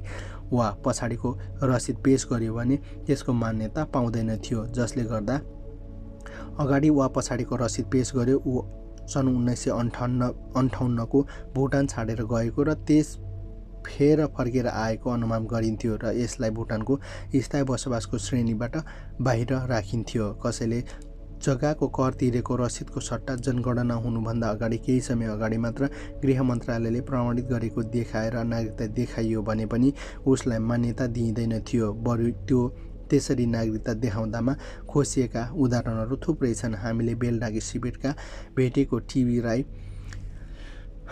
बुद्धिमानहरू हुन्। उनलाई आफूले यति बेला नागरिकताको प्रमाणपत्र देखाएको भए तापनि त्यो प्रमाणपत्र भुटानी अधिकारीहरूले जबरजस्ती खोसेर लगे। गाउँको मण्डल कहाँ 1 महिना धाउँदा पनि फिर्ता गरिएन। आखिरमा उनीहरू देश छाड्न बाध्य पारियो। धेरै भुटानी नेपालीहरूले पनि सन् 1958 को रसिद पेश गर्नु सजिलो काम थिएन। 30 वर्ष अगाडिको रसिद धेरै कमले मात्रै जतन गरेर राखेको हुन्थ्यो। टिबी राईले हामीसँग भने, तपाईँ अहिले पनि शरणार्थी शिविरमा रहेका व्यक्तिहरूको चेतनाको स्तर हेर्नुहोस्। झन् त्यो बेलाको चेतनाको स्तर कस्तो थियो होला भनेर यस्तो समयमा 30 वर्षको पुरानो मालपोत रसिदको माग्यो भने कसरी देखाउन सक्नुहुन्थ्यो? कसले राखेको हुन्थ्यो र त्यो पुरानो रसिद? कल्पना गर्नुहोस् त, भोलि नेपालमा पनि राज्यले जनगणना गर्दा 30 वर्ष अगाडि तिरेको मालपोत रसिद माग्यो र त्यस्तो रसिद पेश गर्न नसक्नेलाई नेपाली नागरिक स्वीकार गरिएन भने कस्तो होला? अझ खास गरी खस समुदायहरूको मात्र रसिद माग्यो भने विभेदपूर्ण मानिएला कि नमानिएला? दोस्रो मापदण्ड पर्नुपर्छ जन्म दर्ता प्रमाणपत्र। जसको जन्म भुटानको कुनै ठाउँमा भयो, ऊ सन् 1958 को बसाइ सरेर अहिलेको ठाउँमा आयो, त्यस्तो व्यक्तिले आफ्नो जन्म प्रमाणपत्र पेश गर्नुपर्थ्यो। खास गरी अर्को गाउँबाट विवाह गरेर आएको महिलाले आफू भुटानी नागरिक हुँ भनी प्रमाणित गर्न जन्म दर्ता प्रमाणपत्र देखाउन अनिवार्य थियो। यसलाई उनीहरूले माइती अथवा आफू जन्मेको ठाउँमा गएर त्यहाँका जीप्रकामा समक्ष भौतिक रूपमा उपस्थित हुनु पर्थ्यो। त्यसबेला जिल्ला प्रशासन समितिले फलाना व्यक्ति यही गाउँमा जन्मेको हो र ऊ बसाइ सरेर विवाह गरेर अहिले ठाउँमा गएको हो भनेर बेहोरा लिखित रूपले प्रमाणित गरेर दिनु पर्थ्यो। प्रशासन समिति गाउँका मण्डल कारबारी सहायक मण्डल गाउँका अन्य वयोवृद्धहरू रहन्थे। त्यसरी प्रमाणित भएर आएका प्रमुख जिल्ला अधिकारीहरूले उक्त व्यक्तिको नाम जन्म दर्ता र प्रमाणपत्र जारी गरिदिन्थ्यो। त्यो प्रमाणपत्र लिएर ऊ आफ्नो गाउँ फर्किनु पर्थ्यो र अनि गणक टोलीलाई प्रमाणपत्र देखाएर बल्ल जनगणनामा नाम सामेल हुन्थ्यो। विवाह गरेर आएको महिला मात्रै होइन, सन् 1958 बसाइ सरेर आएका पुरुषहरूले पनि यसरी नै आफू जन्मेको ठाउँ गएर जन्म प्रमाणपत्र लिए पछाडि आफ्नो जनगणना नाम दर्ज हुने नियम थियो। जनगणनामा खटिने गणकहरूलाई आवश्यक लागेको खण्डमा हजुरआमाको पनि जन्म दर्ता प्रमाणपत्रहरू माग्ने अधिकार थियो। कुनै गणकले आमा अथवा हजुरआमाको जन्म दर्ता पत्र मागिहाल्यो भने माथि भने चाहिँ स्वयं माइती गएर प्रमाणपत्र बनाएर ल्याउनु पर्थ्यो। कल्पना गर्नुहोस् त, तपाईँको खास गरी दार्चुला अथवा दमक हो र तपाईँ अहिले बसाइ सरेर काठमाडौँ हुनुहुन्छ। भोलि जनगणनाको नामले राज्यले तपाईँलाई आफ्नो जन्मस्थान जिल्ला गएर जिप्रका कार्यालयबाट जन्म दर्ता प्रमाणपत्र लिएर आउनु, नभए नेपाली नागरिक मानिँदैन भन्यो भने कस्तो होला? तपाईँको आमा र हजुरआमाले समेत उनीहरूको माइती गएर जन्म दर्ता प्रमाणपत्र ल्याउनु अनिवार्य गर्यो भने के होला? अझ कुनै समुदाय अथवा क्षेत्रका मान्छेहरूले आफ्नो यस्तो प्रावधान लागू गरियो भने विभेदपूर्ण मानिए कि नमानिएला? यस्तो अवस्थामा जहाँसम्म भुटान बाहिरको विवाह गरेर आएका महिलाहरूको सवाल छ, उनीहरूको त आफ्नो जन्म दर्ता प्रमाणपत्र देखाउन सम्भवै थिएन। त्यसैले ती महिलाहरूको नाम सिधै गैर भुटानीको रूपमा दर्ता गरिन्थ्यो। यस्तो अवस्थामा ती महिलाहरूबाट जन्मेको सन्तानको आधारमा भुटानी नागरिकता पाउने हक गुमाउँथे, किनभने 1985 को नागरिक कानुनले जन्मको आधारमा भुटानी नागरिक हुन आमा बुबा दुवै भुटान हुनुपर्ने अवस्था गरेको थियो। भुटानी बाबु र गैर भुटानी आमाबाट जन्मेको सन्तानले नागरिकता प्राप्त गर्न विदेशी सरह याचिका दायर गर्नु पर्थ्यो। कम्तीमा 15 देखि 20 वर्षको भुटानमै बसोबास गरे पछाडि मात्र ऊ नागरिकता पाउनलाई योग्य मानिन्थ्यो। जन्म प्रमाणपत्रको मापदण्ड कति जटिल र अव्यावहारिक थियो भन्ने डिएनएस ढकाल र क्रिस्टोफर स्ट्रङले आफ्नो किताबमा उदाहरणसहित चर्चा गरेका छन्। गेलिङफुङ, दागाना, सामद्रुङ लगायतका ठाउँमा बसोबास गर्नेहरूलाई जन्म प्रमाणपत्र बनाएर ल्याउन एकदमै गाह्रो थियो। उनीहरू लेख्छन्, सरकारले सन् 60 को दशकमा बाढी पीडित सुकुम्बासीहरूलाई ती ठाउँमा बसोबास गराएको थियो। उनीहरूले धेरै टाढाबाट त्यहाँ आएका थिए, त्यसैले जन्म दर्ता प्रमाणपत्र लिन कतिपयले हप्तौँ हिँडेर जानुपर्ने हुन सक्थ्यो। जुन व्यावहारिक थिएन। गए पनि समयको प्रमाणपत्र लिएर आउन फर्किन भ्याउँदैन थिए। त्यस्ता धेरै व्यक्ति जन्म प्रमाणपत्र देखाउन नसकेकाले गैर भुटानीको सूचीमा परे। जनगणनाको नाममा सूचीकृत हुने तेस्रो मापदण्ड थियो जन्म, विवाह, बसाइसराई लगायतको आधारमा गरिएको वर्गीकरण। यो जनगणनाको भुटानी नेपालीहरूमाथि 7 भागमा वर्गीकरण गरिएको थियो। हरेक व्यक्तिको नाम ती 7 मध्ये कुन वर्गमा गराइन्थ्यो। ती 7 वर्गहरू यस्ता छन्। 1. असली भुटान नागरिक FA, असली भुटानी नागरिक F2, फर्केर आएको आप्रवासी जो एकचोटि भुटान छोडेर गए र फेरि आएको, र F3, जो जनगणनाको समयमा गणक सामु उपस्थित थिएनन्। F4, भुटानी पुरुषसँग विवाह गरेका आएका गैर भुटानी महिला। F5, भुटानी महिलासँग विवाह गरेर आएको गैर भुटानी पुरुष। F6, गोद लिएका केटाकेटी जसको जिम्मेवारी कानुन रूपमा स्वीकार गरिएको छ। F7, गैर भुटानी आप्रवासी तथा गैर कानुनी बसोबासी। यस 7 वर्गीकरण गर्दा सन् 1958 को जग्गाको कर तिरेको रसिद पेश गर्ने, आमा बुवा भुटानी नागरिक भएको हुन् भनी प्रमाणित गर्ने F1 मा परे, र जसले 1958 भन्दा अगाडि अथवा पछाडि रसिद पेश गरे त्यही सालको रसिद देखाउन सकेनन्, उनीहरूलाई F2 मा राखियो। त्यस्तो व्यक्ति सन् 1958 मा भुटान छोडेर गएको र पछि फेरि फर्केर आएको हुन सक्ने सरकारको अनुमान थियो। त्यसैमा उनीहरूलाई असली भुटान नागरिक FA को सूचीमा राखिएन। जो जनगणनाको क्रममा प्रत्येक घरमा प्रत्येक सदस्यले व्यक्तिगत रूपमै गणक सामु उपस्थित हुनुपर्ने नियम थियो। बुढाबुढीदेखि भर्खरै जन्मेका बच्चाहरू समेतलाई गणकले आफ्नै आँखाले देखेको हुनु पर्थ्यो। जो जसरी उपस्थित भएनन् उनीहरूलाई पनि असली भुटानको नागरिक हुनबाट वञ्चित भए। उनीहरूलाई F3 को वर्गमा राखिएको थियो। जनगणनाको टोलीमा आएको बेला रोजगार तथा अन्य कामले घर बाहिर रहेका सदस्यहरूले पनि यही वर्गमा पर्थे। F4 मा यस्तो व्यक्तिलाई राखियो जसले बुवा भुटानी, आमा गैर भुटानी। भन्नुको अर्थ बुवा FA को भए पनि असली भुटानी नागरिक भए पनि यदि आमा गैर भुटानी थिइन् भने ऊ F4 को वर्गमा नागरिक भयो, जसले जन्मको आधारमा भुटानी नागरिकता पाउने भएन। नागरिकता पाउनलाई 15-20 वर्ष भुटानमै बसोबास गरेर राजा समक्ष याचिका दायर गर्नुपर्ने भयो। जसले भुटानी आमा र बुबा गैर भुटानी थिए उसले चाहिँ F5 मा राखियो। त्यस्तो व्यक्तिलाई भुटानी नागरिक हुन योग्य ठानिएन। जसलाई राज्यले दिने स्वास्थ्य तथा शिक्षाबाट पनि वञ्चित गरिएको माइकल हडले उल्लेख गरिएको छ। F6 मा वर्गमा भने यस्ता व्यक्तिहरू परे जसका आमा बुवा मृत्यु भइसकेको, जसलाई कुनै अर्को परिवारले कानुनी रूपमा पालन पोषण गरेको र उनीहरू भुटानको नागरिक हुन योग्य ठहर्याइएन। यस्तो जसले सन् 1958 मा जग्गाको कर तिरेको रसिद पेश गर्न सकेनन्, उनीहरूलाई F7 को वर्गमा राखेर गैर भुटानी घोषित गरियो। भुटानकै अर्को ठाउँबाट बसाइ सरेर आएका महिला पुरुषको हकमा पनि उसले जन्म प्रमाणपत्र बुझाउन सकेन र उनीहरू पनि F7 को वर्गमा परे। बाहिरबाट विवाह गरेर आएका भुटानी महिलाहरू पनि त्यो जनगणनामा सिधै F7 मा वर्गमा राखिन्थ्यो। जनगणनाको यस्तो वर्गीकरणले गर्दा एउटै परिवारको कसरी विभाजन ल्यायो भन्ने कुराहरू बुझ्न हामी उदाहरण लियौँ। मानौँ 1988 को जनगणनाको बेला तपाईँ भुटानी हुनुहुन्थ्यो। तपाईँका बुवाले 30 वर्ष अगाडि तिरेको मालपोतको रसिद जनगणनासम्म पेश गरे। यस आधारमा तपाईँका बुवा F1 वर्गमा परे र असली भुटानी नागरिक भए। तर तपाईँकी आमाले माइत गएर आफ्नो जन्म प्रमाणपत्र ल्याउन सकिनन्। उनी त्यही आधारमा F7 को वर्गमा पर्ने छिन्।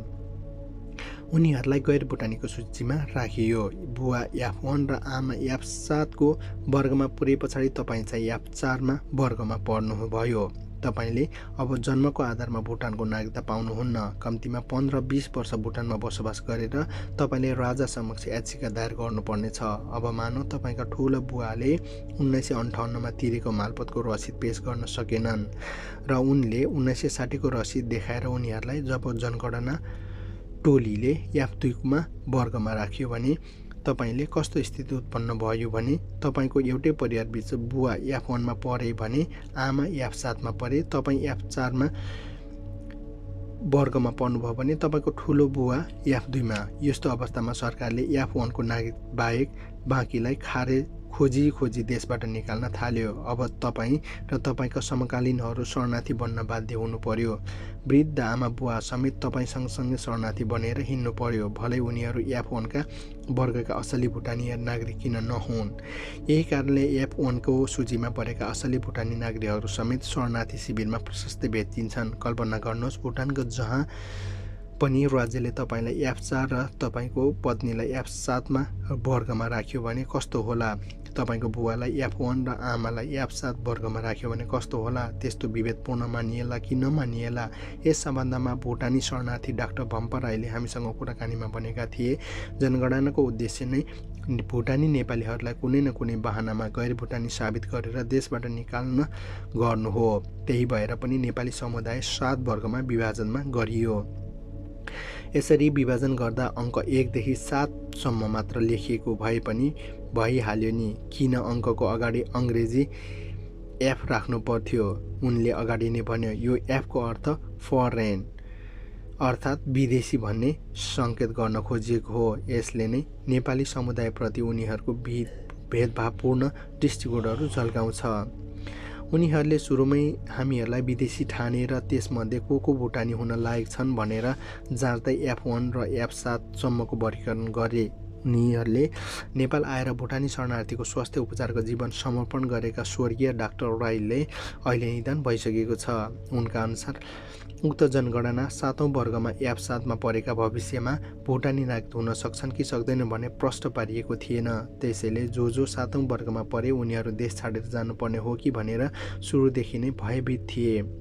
जनगणनाले सुरुमा धेरै कमलाई मात्र F7 को वर्गमा राखेको थियो। त्यसबेला तनाव अलि कमै थियो, तर जति जनगणना अघि बढाउँदै गयो धेरैभन्दा धेरै भुटानीहरूलाई F7 को वर्गमा पार्दै गए। दक्षिणी भुटानभरि आतंक मचियो। मान्छेहरूमा अब के हुने भन्ने डरले थुरथुर भए। डाक्टर भम्पा राईले भने, एउटै परिवारभित्र बुवा F1 थियो भने आमा F7, दाजु F3 भने अनि भाइ F4 थियो। को भुटानी को गैर भुटानी छुट्याउनै मुस्किल थियो। भोलि राज्यले फलाना वर्गका मान्छेहरूले भुटान बस्न नदिने भन्यो भने पुरै परिवार छिन्न भिन्न हुने होला भनेर घरका सबै मान्छेहरू डराएर बसेका थिए। यस्तो सोच्दा F1 मा परेका बाहेक सबैलाई देश निकाला गर्ने भुटानको नियत थियो भने मलाई लाग्छ। उनीहरू निकाले पछाडि पनि F1 काहरू सो त देश छडेर गइहाल्छन् भन्ने उनीहरूको रणनीतिले देखाउँछ। डाक्टर भम्पा राईले भने, यस्तो नियत नहुँदो हो त नागरिकता कानुनको कहीँ कतै उल्लेख नभएको वर्गीकरणको प्रावधान एक्कासी कहाँबाट आयो। उनले प्रश्न गरे, राम्रो नियतले वर्गीकरण गरेको भए त कानुनमै लेख्थ्यो होला नि, कानुन नभएको प्रावधान के सोचेर लागू गरियो। यसले नै भुटानको नियत प्रश्न पर्दैन त। माइकल हटले पनि जनगणनाको बढेको वर्गीकरण र विगतमा लागू भएका 3वटा नागरिक कानुन बीच तालमेल नभएको बताउँछन्। सन् 1958 मा जिग्मे दोर्जीले ल्याएको पहिलो नागरिकता कानुन मात्र होइन, सन् 1977 र 1985 मा स्वयं राजा जिग्मे सिंह वाङचुकले ल्याएका 2वटा नागरिक कानुन समेत वर्गीकरणको प्रावधान उल्लेख थिएन। कानुनमै नभएको प्रावधान लागू गर्दा जनगणना गर्ने अधिकारहरूमाझि तजबिजको अधिकारको हाबी भएको उनले प्रशस्त उदाहरणहरू दिएका छन्। ती गणकहरूले जसलाई मन लाग्यो उसलाई F1 दिए, चित्त नबुझेकालाई F4 दिए र गैर भुटानीको वर्गमा राखे। कहिले गाउँका मण्डलीहरू सिफारिसमा मान्यता दिए, कहिले त्यही सिफारिस खारेज गरिदिए।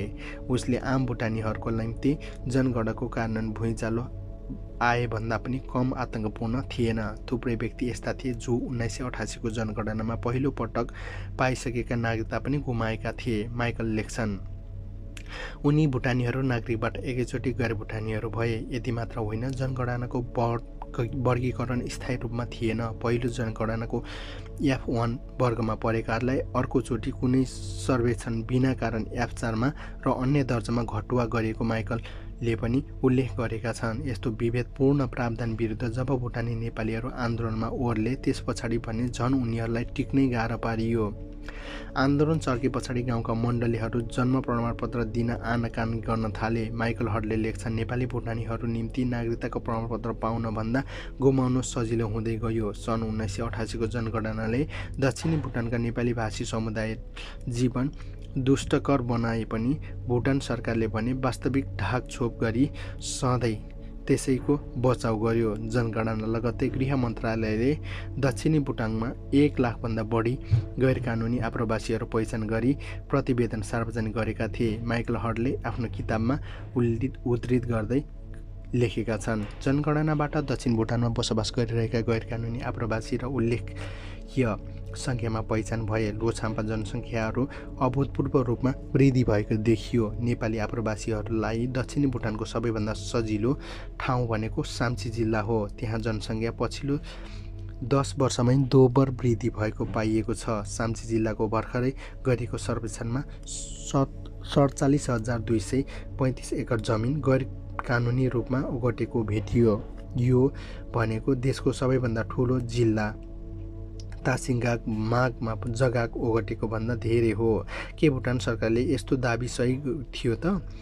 यसमा भुटानी नेपालीहरूले तर्क फरक रहेको छ। माइकल हर्ड लेख्छन्, दक्षिणी भुटानमा कतिपय जमिनदारले कम कर तिर्नु परोस् भनेर अघिल्ला सर्वेक्षणमा कम जग्गा देखाएका थिए र त्यही आधारमा सन् 1988 को जनगणनाले पहिलो घोषणा नगरिएको सबै जग्गा गैरकानुनी रूपमा हडपेको भन्यो। भुटानको गृह मन्त्रालयले आफ्नो प्रतिवेदनमा यो पनि भनेको छ, सन् 1958 को नागरिकताका कानुन लागू भए पछाडि सन् 1961 सुरु भएको विकास कार्यक्रमपछि भुटानको आर्थिक समृद्धिमा लाभ लिन गैरकानुनी नेपाली आप्रवासीहरू लाखौँको सङ्ख्यामा दक्षिणी भुटान प्रवेश गरे। हामीले बेलडाङ्गी शिविरमा भेटेको शरणार्थीहरू भने भुटान सरकारले भने जस्तो आप्रवासीहरू गैरकानुनी रूपले छिरेको सम्भव नभएको बताउँछन्। केही नेपाली र भारतीय कामदारहरू गैरकानुनी रूपले भुटान आए होलान्, तर त्यो पनि भुटान सरकारले भने जस्तै लाखौँको सङ्ख्यामा हुन सक्दैन। भुटानी शरणार्थी दिल महत भुटानीले पनि हामीसँग कुराकानीमा भने भुटान जस्तो कडा नियम कानुन भएको बाँधिएको राज्यमा यति ठुलो सङ्ख्यामा गैरकानुनी आप्रवासी प्रवेश पाउनु र राज्यको जानकारी बिना बसोबास गर्नु सम्भवै थिएन।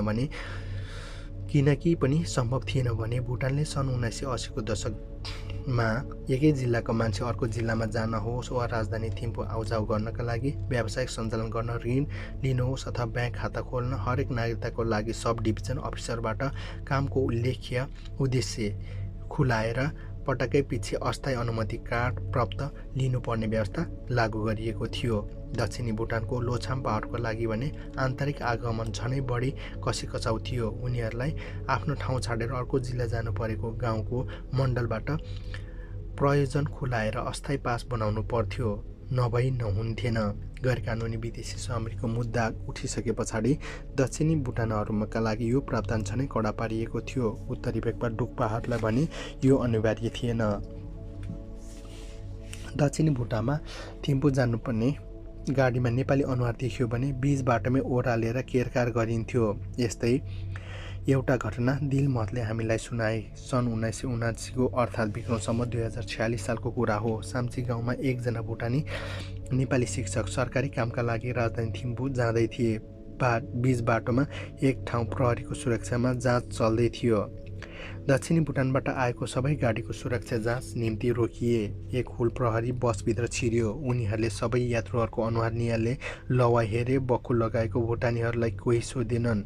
बक्खु नलगाएका नेपाली अनुहारलाई भने केरकार गर्न थाले। ती भुटानी नेपाली शिक्षकले बक्खु लगाएका थिएनन् र उनलाई खाँटी नेपाली नै थियो। त्यही अनुसार केरकार गरी निम्ति बसबाट ओह्रालिएर चौकीभित्र लगियो र कहाँ जाने प्रहरीले सोध्यो। थिम्पू जवाफमा दिए। के काम छ भनेर उनले थिम्पू जानुको प्रयोजन बताए। त्यस पछाडि प्रहरीले उनीसँग पास माग्यो। ती शिक्षकले नियति हटिसक्यो भन्ठानेका थिए, त्यसैले उनले पास बोकेर गएका थिएनन्। गाउँको मण्डल कहाँ गएर पास बनाएर ल्याउनु अनि मात्र जान पाउँछौ, प्रहरीले भन्यो। उनले निकै बेर प्रहरीसँग कचकच गरिरहे। स्कुलको कामका लागि बेलुकासम्म थिम्पू नपुगी नहुने कारणहरू पनि खोलाए, तर सुनवाई भएन। बस उनी बिना पास यात्रा गरिरहेका नेपाली अनुहारहरू अरू यात्रुहरू बीचमा बाटोमा छाडेर अघि बढ्यो। त्यही अरू गाडीहरू पनि थुप्रै ओह्रालिएको थियो। ती सबै नेपाली भाषीहरू थिए। कसैले पनि बक्खु लगाएका थिएनन्। देशभित्र हिँडडुल गर्दाखेरि पनि यस्तो कडाउ हुने ठाउँ दर्जौं हजार गैरकानुनी आप्रवासी लोक छुपी बसे होलान् भनेर कसरी पत्याउनुहुन्छ? दिलमहतले प्रश्न गरे। लाखौँ जनसङ्ख्या भएको ठुल्ठुला सहर भइसकेको भए पनि लुकीछुपी बसे होलान् भन्न सकिन्थ्यो। 10-15 हजार जनसङ्ख्या भएको गाउँमा यत्रो लाख मान्छे गैरकानुनी रूपले बसे भने राज्यले तुरुन्तै थाहा पाउँदैन र के दक्षिणी भुटानको राज्यको उपस्थितिले नै नभएको हो र भुटानी शरणार्थी टेकनाथ रिजालले पनि गैरकानुनी आप्रवासी विवरण भुटानी नेपालीहरू लखेट्ने उद्देश्यको षड्यन्त्रपूर्वक तयार पारिएको बताउँछन्। पहिलो जनगणना नाटक रचे, त्यसपछि हुँदै नभएको गैरकानुनी आवास मिथ्या तथ्याङ्क निकाले। रिजालले पनि भने त्यही तथ्याङ्कको आधारमा पहिलेदेखि बसिरहेका नेपालीहरूका लागि अनागरिक घोषणा गरेर देशबाट लखेटे। अब हामी सन् 1988 को जनगणनामा कसरी नेपाली समूहलाई जातीय सफाई गर्न रचेको षड्यन्त्र थियो भन्ने कुराहरूमा चर्चा गरौँ।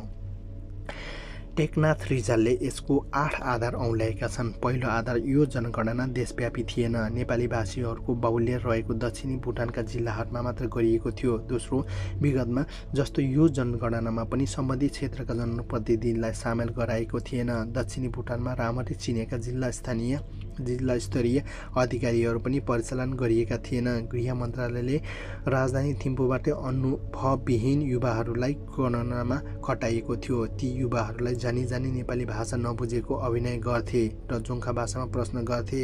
यसले जोङ्खा भाषा नबुझ्ने भुटानी नेपालीहरूलाई सही जवाफ दिन गाह्रो पर्थ्यो, जसको जवाब थोरै पनि तलमाथि भयो उनीहरूलाई अनागरिक घोषणा गरिन्थ्यो। तेस्रो, सन् 1964-70 को पहिलो जनगणना पछाडि नियमित अद्यावधि गरिँदै आएको तथ्याङ्कको आधारमा नागरिक प्रमाणपत्र पाइसकेका अथवा नागरिकताको प्रत्यक्ष रूपमा रहेकाहरूले पनि आफू भुटानी भएको प्रष्ट गर्नलाई सन् 1958 को जग्गाको कर तिरेको रसिद मागियो। धेरैले यस्तो रसिद सुरक्षित राखेका थिएनन्। अर्कोतिर पुराना कागजपत्रहरू जति थिए ती सबै दक्षिण भुटानका सर्बाङ स्थित कमिसनर कार्यालयमा थियो। लोछामपारलाई ऐतिहासिक दस्तावेजको र उनीहरूले कर तिरेको रसिद त्यही कार्यालयमा सुरक्षित राख्ने चलन थियो। त्यहाँ पनि राज्यले कस्तो झेल गर्यो भने दक्षिणी भुटानको कमिसनर प्रथा खारेज गरेर त्यसको सट्टा जोङदा प्रमुख जिल्ला अधिकारी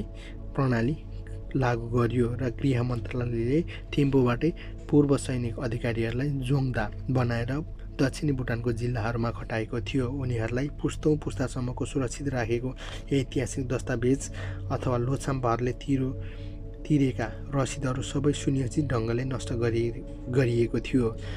यति मात्रै होइन, विगतमा दक्षिणी भुटानमा नेपाली समुदायका कर उठाउने मण्डलहरू पनि नियुक्त गरिएका हुन्थे। भुटानी नेपालीहरूले पनि कर तिरेको विवरणहरू तिनै मण्डलहरूमा राख्थे र शिक्षाको कमीका कारण सबै मण्डलले उत्तिकै प्रभावकारी ढङ्गले हिसाब राख्न सक्दैनथे। जसले हिसाब राखेका थिए उनीहरूसँग पनि भएको विवरणहरू समयक्रमसँगै हराएर गयो। यसबाट धेरै भुटानी नेपालीहरूले सन् 1958 को अघिदेखि भुटानमा बस्दै आएका प्रमाणपत्र पेश गर्न सकेनन्। चौथो, जोसँग सन् 1958 को जग्गाको कर तिरेको रसिद रजिस्ट्रेसन लगायतका पुराना कागजपत्रहरू थिए ती पनि राज्यले पहिलो नै छलकपटपूर्ण जफत गरिएको थियो। कतिलाई त ती कागजपत्रको सट्टा अन्यत्र जमिन दिने प्रबलन देखाएको थियो, तर उनीहरूलाई जमिन त दिएन नै, नागरिक हुने हक समेत खोसियो। कतिले भने यस्ता कागजपत्र सेनाको जिम्मा लगाए, उनीहरू त्यस मार्फत पैसा पनि पाइन्छ, ढुक्कसँग भुटानमा बस्न पनि पाइन्छ भनिएको थियो। तर सेनाले झुक्क्याएर मैले राज्य खुसीले आफ्नो जग्गा सरकारलाई बेचेर अब उपरान्त भुटानमा बस्दिनँ भन्ने कागजमा हस्ताक्षर गरायो र त्यस पछाडि भुटानको कामकाजको आधारमा उनी भुटानहरूबाट लखेटिए। पाँचौं, जनगणनाको खटिएका गणकहरूले कुनै ठाउँमा कहिले जनगणना गर्ने भनेर अग्रिम सूचना जारी गरेका थिए र जनगणना टोली आउँदा प्रत्येक घर दूरीबाट प्रत्येक सदस्यलाई अनिवार्य उपस्थित हुन उर्दी गरिएको थियो। परिवारका सबै सदस्य एकैचोटि हाजिर हुन व्यावहारिक रूपले सम्भव थिएन। परिवारमा बिमारी, अशक्त, सुत्केरी महिलाहरूको लागि बरु पनि हुन्थे। उनीहरूको कैयौँ घण्टा हिँडेर बस्नेको बेला जनगणना टोली आउने ठाउँसम्म पुग्न सक्दैनथे। सेना, प्रहरी, अन्य अधिकारी, सरकारी सेवामा खटिएका कर्मचारीहरू समेत जनगणना व्यक्तिगत रूपले उपस्थित हुन अनिवार्य गरिएको थियो। सँगसँगै उनीहरूलाई कामबाट छुट्टी नदिनु भन्ने थिम्पू प्रशासन पनि उर्दी थियो। यसरी परिवारको एकजना सदस्य पनि जनगणनामा उपस्थित भएन भने पुरै परिवारको नाम दर्ता गर्न अस्वीकार गरिन्थ्यो। उनीहरूको सोझै गैर कानुनी सूचीमा पर्थे। 6औं, जनगणनामा आएका गणकहरू एकदमै कडा मिजाजका थिए। उनीहरूले गणनाको लागि असान्दर्भिक प्रश्नहरू गर्थे। यस्तो कसैको घरमा सानो बच्चा छ भने त्यो बच्चा कहिले जन्मियो, कहाँ जन्मियो भनेर मात्र पुग्दैन थियो। उसको बुवाको जन्म कहाँ हो, आमाको जन्म कहाँ हो, कसरी बिहे भयो, कहिले बिहे भयो, आमाको माइत फलाना ठाउँ हो कि होइन भनेर नावली प्रश्न सोधिन्थ्यो। आफ्नो जवाब पुष्टि गर्नका लागि कागजहरू देखाउनु पर्थ्यो। कतिपय विवाहित जोडी र उनीहरूको सन्तानलाई सँगै उभ्याएर के यो सन्तान तिमीहरूकै हो भनेर प्रश्न गरिन्थ्यो। जवाफमा हो भन्यो भने नानीको अनुहार र बुबाको अनुहारसँग मिल्दैन नि भनेर दुर्व्यवहार गरिन्थ्यो। एउटी नारीका लागि गाउँ समाज अगाडि यस्तो प्रश्न जवाफ दिनुपर्दा कति हिंसा बोध हुँदो हो, रिजालले भने। 7औं, सन् 1980को दशकमा अगाडि दक्षिण भुटानका कार्यालयहरूमा जो जति सरकारी दस्तावेज थिए ती सबै नेपाली भाषामा लेखिएका हुन्थे। कमिसनर प्रथा खारेज गरिसके पछाडि सरकारी कागजहरू जोङ्खा भाषामा मात्र लेखिन खोज्न थालियो।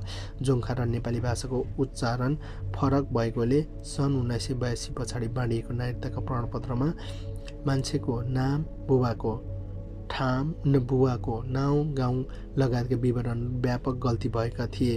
विवरण गलत हुनुका कारण सरकारी कर्मचारी स्वयं थिए, तर त्यसको मुक्तमानी भुटानी नेपालीहरूले पनि हुनु पर्थ्यो। विवरण गलत परेको भन्दै पहिलो बाँडिएको नागरिकता फिर्ता लिइयो। त्यो उनीहरूलाई गल्ती सच्याएर नयाँ नागरिकता दिने भनिएको थियो, तर कहिल्यै दिएन। 8औं, पूर्ववर्ती राजा जिग्मे दोर्जीले प्राकृतिक प्रकोपका रूपमा आफ्ना पुर्ख्यौली थाकथलो विस्थापित भएकाहरूलाई व्यक्तिहरूलाई सुकुम्बासीको संज्ञा दिँदै विभिन्न जिल्लामा बसोबास गराएका थिए। त्यस्ता सुकुम्बासीहरूलाई राज्यले नै जग्गा उपलब्ध गराउने भनिएको थियो। जिग्मे सिंह वाङचुकले राजा भइसके पछाडि सन् 1975-76 तिर दक्षिण भुटानको विभिन्न जिल्लामा सुकुम्बासीहरूको तथ्याङ्क पत्ता लगाउन टोली खटाइएको थियो। उक्त टोलीमा सुकुम्बासीहरूको लगत सङ्कलन गर्ने काम उनीहरूसँगै भएको सबै पुराना कागजहरू कब्जामा लिइयो। सुकुम्बासीहरूले पनि नयाँ ठाउँमा जग्गा पाइने आशामा ती कागजपत्र खुरुक्क सरकारी प्रतिनिधिलाई सुम्पे, तर राज्यले उनीहरूसँग छल गर्यो। त्यो बेला दक्षिण भुटानको कुल 1700 सुकुम्बासी परिवार थिए। तीमध्ये जम्मा 700 परिवारलाई सन् 1978मा जग्गाको पट्टी विवरण गरियो। जग्गा पनि दिएन। बाँकी 1000ले त न राज्यबाट पट्टा नै पाए न जग्गा नै पाए। सन् 1988को जनगणनामा ती 1700 सुकुम्बासी परिवार कसैले पनि आफूसँग भएको पुराना कागजपत्र देखाउन सकेनन् भने कानुनी रूपमा भुटानको नागरिक साबितहरू पनि भएनन्। जनगणनामा भएको उदाहरणको दुखन्त एउटा डेनिस ढकाल र क्रिस्टोफर स्ट्रङले आफ्नो किताबमा उल्लेख गरेका छन्। यो घटना बुद्धिमान दर्जीको श्रीमती सीता दर्जीको हो। बुद्धिमान भुटानी नागरिक पनि नै हुन्। उनको घर चिराङ जिल्लाको खोकना ब्लकमा थियो। उनकी श्रीमती सीता भने भुटान बाहिर जन्मेकी नागरिक त थिएन।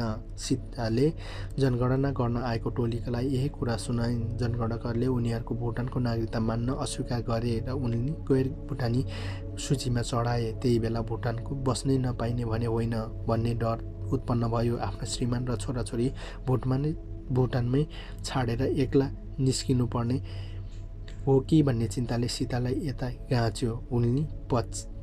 उनले पछि आत्महत्या नै गरिन्। यो घटनाले दक्षिण भुटानको निकै ठुलो तरङ्ग ल्यायो। सीता दर्जीले आत्महत्या जनगणनामा नाममा 10,000 नेपाली भुटानी अनागरिक घोषित भइसके पछाडि उनीहरू आफ्नो अस्तित्वमै समाप्त हुने लाग्यो भन्दै जनप्रतिनिधिहरूकहाँ धाउन थाले। धेरैले गाउँका मण्डलहरूलाई गुहारे भने कतिपयले राज्यसभाका सदस्यहरूदेखि राजकीय सल्लाहकार परिषदका सदस्य कहाँ गुनासो पठाए। टेकनाथ रिजाल कहाँ थुप्रै लिखित र मौखिक उजुरीहरू आए। उजुरी गर्नेमा चिराङ साम्सी मण्डलकाहरू पनि थिए। त्यसैबीच अर्को घटना पनि भयो। राजा जिग्मे सिंह वाङचुकले दक्षिणी भुटानमा जनप्रतिनिधिहरूलाई बिना कारण पदच्युत गर्न थाले। गेलिङफुङका राज्यसभा सदस्य हरिप्रसाद अधिकारीलाई निलम्बन गरियो। चिराङका सांसद लोकनाथ बस्नेतलाई विदेशी महिलासँग विवाह गरेको अभियोगमा निलम्बन परे। सर्बाङका सांसद नारायण अधिकारीले पनि राज्यसभाको पद खोसियो।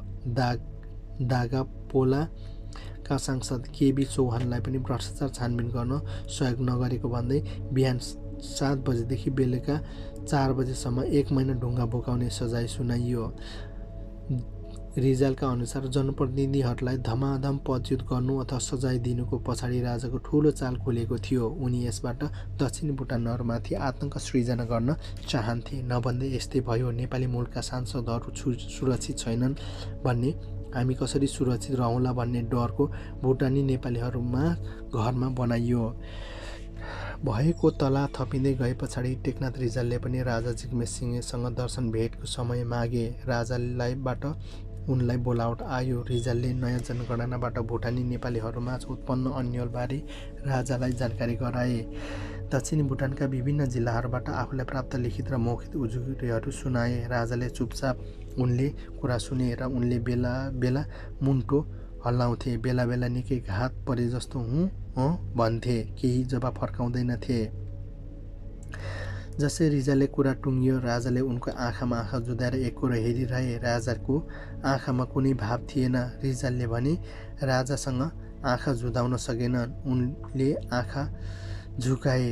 राजा सायद यही क्षणको प्रतीक्षामा थिए, किनभने रिजालको आँखा झुक्ने बित्तिकै राजाले तिम्रो कुरा मैले बुझेँ, अब ती सबै विवरण म कहाँ लिखित रूपमा पेश गर्नु, म हेरेर आवश्यक कारबाही गर्छु। राजाबाट यस्तो आदेश भइसकेपछि रिजाल हवस् सरकार भन्दै बिदा भए। दरबारबाट फर्किनसाथ रिजालले भीम सुब्बा, रणबहादुर बस्नेत, स्यापा तामाङ, हरि छेत्री, लोकबहादुर गुरुङ, मेघराज गुरुङ, ओम प्रधान लगायतका भुटानी दक्षिण भुटानका जनप्रतिनिधि तथा उच्च ओहदाका व्यक्तिहरूसँग भेटेर जनगणना पछाडिको उत्पन्न परिस्थितिबारे छलफल गरे। उनीहरू बङ्गलादेशका लागि तत्कालीन भुटानी राजदूत DK छेत्री र गृह मन्त्रालयका पूर्व निर्देशक NB छेत्रीसँग परामर्श गरे। ती सबै एउटै कुराहरू भने राजालाई जनगणनाबाट उत्पन्न परिस्थितिको वास्तविकता जानकारी नहुन सक्छ, त्यसैले एउटा लिखित निवेदन चढाउनु नै बेस हुन्छ। सबैले रायअनुसार रिजालले पनि आफूलाई प्राप्त उजुरी, गुनासो र दक्षिण भुटानको अवस्थाबारे विस्तृत विवरण समेट्दै राजालाई चढाउने निवेदन तयार पारे। सन् 1988 अप्रिल 9 मा रिजाल र राज्यसभाका अर्का सदस्य विद्यापति भण्डारीले पनि उक्त निवेदन राजा जिग्मे वाङचुक समक्ष पेश गरे। जनगणनाकै कल्पना नै गर्न नसकिने विवश अवस्था सृजना भएको छ। उनीहरूले निवेदनमा लेखेका थिए, एउटा घरका परिवारमध्ये बुवा विदेशी भए आमा विदेशी, आमा स्वदेशी भए बुवा विदेशी हुने अवस्था आएको छ। यस्तो कतिपय अवस्थामा आमाहरूले कुनै पनि स्वदेशी छन् तर उनका केटाकेटी विदेशी भएका छन्। पुस्तौँ पुस्तादेखि आफ्नो देश, आफ्नो माटो, मातृभूमि भनेर भुटानमा बस्दै आइरहेका एकाएक अनागरिक हुनु परेको छ। बाहिरबाट विवाह गरेर ल्याएका महिलाहरू सबै अनागरिक भएका छन्। यस्ता कतिपय महिलाहरू देश छाड्नु, मर्नु बेस भन्ठानेर आत्मा गरेका खबरहरू पनि आएको छन्। मुलुक बर्बाद हुँदैछ, जनता बर्बाद हुँदैछन्। यो बर्बादीको काम रोकिएन भने सर्वनाश हुन्छ। त्यसैले हामीले दक्षिण भुटानको उत्पन्न परिस्थितिमाथि मौसुब समक्ष सम्पूर्ण तथ्य अघि सारेका छौँ, निवेदनमा लेखिएको छ। राजाले निवेदन हातमा लिए तर पढेन। निवेदनको पानाहरूलाई बेपरवाह टेबलमा फाल्दै राख्दै उनले भने, विदेशी नागरिकसँग विवाह गरेर आजका दिनसम्म भुटानमा बसोबास गर्दै आएका दम्पतिहरूले हामीले विवाह प्रमाणपत्र वितरण गरेका छौँ। उनीहरूले त्यही प्रमाणपत्रका आधारमा बस्न पाइरहेका छन्, व्यापार व्यवसाय गर्न पाइरहेका छन्, सरकारको पदमा रहेर काम गर्न पाइरहेका छन्। योभन्दा बढी सुविधा अरू के चाहियो? टेकनाथ रिजाल र विद्यापति भण्डारीले जनगणनाबाट उत्पन्न तमाम समस्या निवेदनमा औल्याएका थिए, तर राजाले गैर भुटानी महिलाहरूसँगको विवाहको प्रसङ्ग मात्रै समाते। त्यसबाट उनी गहन छलफल गर्न चाहिँदैन भनेर प्रष्ट भइहाल्यो। राजाले मूल समस्या पन्छाउन खोजिसकेपछि रिजालले प्रतिवाद गरेर भने, सरकार, यो समस्या गैर भुटानी नागरिकसँग विवाह गर्ने व्यक्तिहरूको मात्रै होइन। दक्षिणी भुटानमा नेपालीहरूलाई आफ्नो नागरिक प्रमाणपत्र गर्न जुन शर्त थोपारिएको छ त्यो हाम्रो मूल समस्या हो। हामीले आफ्नो भुटानी नागरिकको प्रमाणपत्र गर्न सन् 1958 को जग्गाको कर तिरेको रसिद पेश गर्नुपर्ने शर्त राखिएको छ। 30 वर्ष पुरानो जग्गाको रसिद देखाउनलाई जनतालाई हम्मे परेको छ। यस्तो दक्षिण भुटानमा आतंकी छ सरकार। उनले अगाडि भने, जहाँसम्म विदेशी महिलासँगको विवाह गर्ने भुटान पुरुष सवाल छ, त्यसको बेग्लै विवरण राख्ने काम हामीले नै गर्दै आएका छौँ। उनीहरूको लागि जे जस्ता शर्तहरू तोकिएका छन् त्यसमा छुट्टै बस हुँदै गर्ला। तर अहिले सन् 1958को भन्दा अगाडिको भुटानमा बसेका प्रमाण माग्नु हाम्रो मूल समस्या हो। जनगणनाका लागि यस्तो अव्यावहारिक शर्त तोकिनुहुन्न भनेर हामीले लाग्छ सरकार। जिग्मे सिंहले त्यस पछाडि सन् 1958को प्रावधानबारे कुरा गर्न चाहेनन्। बरु उनले भारतमा जारी नेपालीहरूवासीहरूको गोर्खाल्यान्ड आन्दोलनको प्रसङ्ग झिकेर भने, गोर्खाल्यान्डका आन्दोलनकारीहरू भुटानमा छिरेका छन् भन्ने हल्ला सुनिएको छ। त्यसैले हामीलाई समस्या पर्न सक्छ। उनीहरूलाई छानेर भुटानबाट निष्कासन गर्नु जनगणना गर्नुपर्ने हो। तिमीहरूले बुझेकै छैनौ। र त्यसको जवाबमा रिजालले भने, महाराज कसले भन्यो गोर्खाल्यान्डका मान्छे छिरेका छन् भनेर? यदि साँच्चै हो भने गाउँमा गोर्खाल्यान्डको मान्छे घुसेका छन् भने त्यसको दक्षिणी भुटानको जनताले के दोष? कसैको दोष छ भने मेरै छ। सबभन्दा पहिला मलाई जेल हाल्नुपर्छ, अनि अन्य गोर्खाल्यान्ड को हो र को होइन भन्ने सजिलै पत्ता लाग्छ नि महाराज। यसका लागि किन जनगणना गर्नु पर्यो? किन दक्षिण भुटानलाई मात्रै सन् 1958को प्रमाण माग्नु पर्यो? तिमी विदेशी पैसा खाएर वकालत गर्ने वकिलहरू जस्ता मसँग बहस नगर, राजाले झोकिँदै भने। बहस गरेको होइन महाराज, रिजालले नम्र हुँदै भने। राज्यले यति ठुलो कदम चाल्दा मैले दक्षिण भुटानको जनप्रतिनिधिको हैसियतले यति बोल्न त पाउनुपर्छ भनेर बोलेको। रिजालले यस्तो कुरा सुनिसकेपछि राजाले भने, ठिक छ, म यस विषयमा परामर्श गरेर निर्णय गरौँला। राजाले यति भनिसके पछाडि थप कुराकानी गुन्जाइसै रहेन। रिजाल र भण्डारी दरबारबाट फर्के। दिन बित्यो, साता बित्यो, दरबारबाट कुनै जवाफ आएन। त्यस पछाडि जनगणनाको टोली भुटानको नेपालीहरूलाई अनागरिक बनाउने क्रम वात्तै बढ्यो। त्योसँगै रिजाल लगायतका जनप्रतिनिधिहरूलाई घरमा अनागरिक बनाएको भुटानी नेपालीहरूको दुःख सुनाउन आउने क्रम बढ्यो। एक दिन दरबारमा राजकीय सचिव पेमा वानछेनले जोङ्खा भाषामा लेखेको एउटा पत्र राजकीय सल्लाहकार परिषद अध्यक्षलाई हस्तान्तरण गरे। परिषदका अधिकांश दक्षिणी भुटानका प्रतिनिधिहरूले जोङ्खा अक्षरमा पढ्न जान्दैनथे। बोमथाङ जिल्लामा एकजना परिषद सदस्य जोङ्खा भाषामा पढाउँथे। उनले त्यो चिठी पढे र चिठीमा लेखिएको थियो, सल्लाहकार परिषदका कुनै पनि सदस्यले राजालाई मन नपर्ने कुराको सल्लाह दिने प्रयास नगर्नु। यस्तो प्रयास गरेको खण्डमा 24 घण्टाभित्र राजधानी छाड्नु पर्नेछ। यो चिठी राजकीय सल्लाहकार परिषदका अध्यक्षलाई हस्तान्तरण गरिएको थियो पनि खास टेकनाथ रिजाल र विद्यापति भण्डारीले दरबारको तर्फबाट दिएको चेतावनी थियो। हामीले जनगणनाको विषयमा धेरै चासो राखेको राजालाई चित्त बुझेको थिएन। रिजालले हामीसँग पनि कुराकानीमा भने, त्यसैले उनले कि चुपचाप बस्नु नभए राजधानी छाड्नु भन्ने हुकुम राजाबाट हामीबाट अप्रत्यक्ष रूपमा चेतावनी पठाइएको थियो। रिजालले भने चुप बसेनन्। उनले दरबारका उच्च पदस्थ अधिकारीहरूसँग सम्पर्क गर्न खोजे, तर कसैले पनि रिजालसँग भेट्न मानेनन्। फोनमा कुरा गर्न धरि चाहेनन्। राजाले सबै अधिकारीलाई रिजालसँग भेट नगर्नु भन्ने आदेश पहिल्यै दिइसकेका रहेछन्। त्यसैले बावजुद कोही अधिकारीसँग कुनै पनि सार्वजनिक समारोहमा जम्का भेट भयो भने सुरुमा त उनीहरूले आँखा छले तर्किन खोजे, तर रिजालले पछि लागेरै भए पनि आफ्नो कुराहरू राखी छाडे र ती सबैले जनगणनाको नाममा दक्षिण भुटानमा भइरहेको अन्याय अत्याचारको बारेमा आफू पूर्णतः अनभिज्ञ रहेको जानकारी दिए। यो विषयमा थप कुराकानी गर्न आफूहरूलाई कुनै पनि अधिकार नभएको उनले पनि बताए। जसले मलाई मद्दत गर्न सक्थे ती सबै आफ्नो हात बाँधिएको छ भनेर टक्रिए। रिजाल धर्म सङ्कटमा परे। त्यस पछाडि उनले फेरि राजासँग दर्शन भेट गरेर उनीसँग गुहार माग्ने कोसिस गरे, तर राजाबाट दर्शन भेटको समय प्राप्त भएन। हामी आफ्नो क्षेत्रमा भइरहेका अत्याचार र ठुलो हेर्न बस बाध्य बन्यौँ। उनले भने, हामीलाई दरबारको पिञ्जराको सुगा बनाएको थियो। त्यही बेला जनगणनाको उत्पन्न समस्याको बारेमा जनतासँग छलफल गर्नका लागि राजा जिग्मे सिंह वाङचुक दक्षिण भुटानको चिराङ, साम्ची र गेलेङफुङ भ्रमण गरे। विगतमा राजा त्यसरी जिल्ला भ्रमणमा जाँदा सम्बन्धित क्षेत्रका जनप्रतिनिधिलाई पनि सामेल गराउने चलन थियो। त्यसपालि भने भुटानका कुनै पनि जनप्रतिनिधिलाई सामेल गराइएन। चिराङ जिल्लाबाट निर्वाचित राज्यसभा सदस्य टेकनाथ रिजाल पनि राजाको भ्रमण टोलीमा परेनन्। उनीहरू कसैलाई पनि राजा दक्षिण भुटानको भ्रमणमा जाँदैछन् भन्ने औपचारिक जानकारी समेत दिएन। हामीलाई सुईको समेत नदिए राजा दक्षिण भुटानको भ्रमणमा जानु आफैमा अर्थपूर्ण थियो। हामी जनप्रतिनिधिलाई भइदिएको भए राजालाई त्यहाँको अर्थ विवरण बुझिदिन सक्थ्यौँ। हाम्रो उपस्थितमा जनता पनि आफ्नो कुरा खोलेर राख्न सक्थे। जिल्ला प्रशासक मात्र अगाडि भए पछाडि त के उनीहरूको सबै कुरा खुलस्त राख्ने पाएनन्। अर्को जनता पनि राजा सामु बोल्न हच्किने भए। रिजालले हामीसँग भने, त्यसैले पनि यो नाम मात्रको भ्रमण थियो। आफूले गरेको काम सही हो भनेर जनताबाट अनुमोदन गराउने अभिष्ट राजाको हामीलाई खबर नगरी त्यहाँ पुगेका थिए। एक साताको राजाको भ्रमण सकियो। भ्रमणबाट फर्केको दोस्रो दिन उनले आपतकालीन मन्त्री परिषदको बैठक डाके।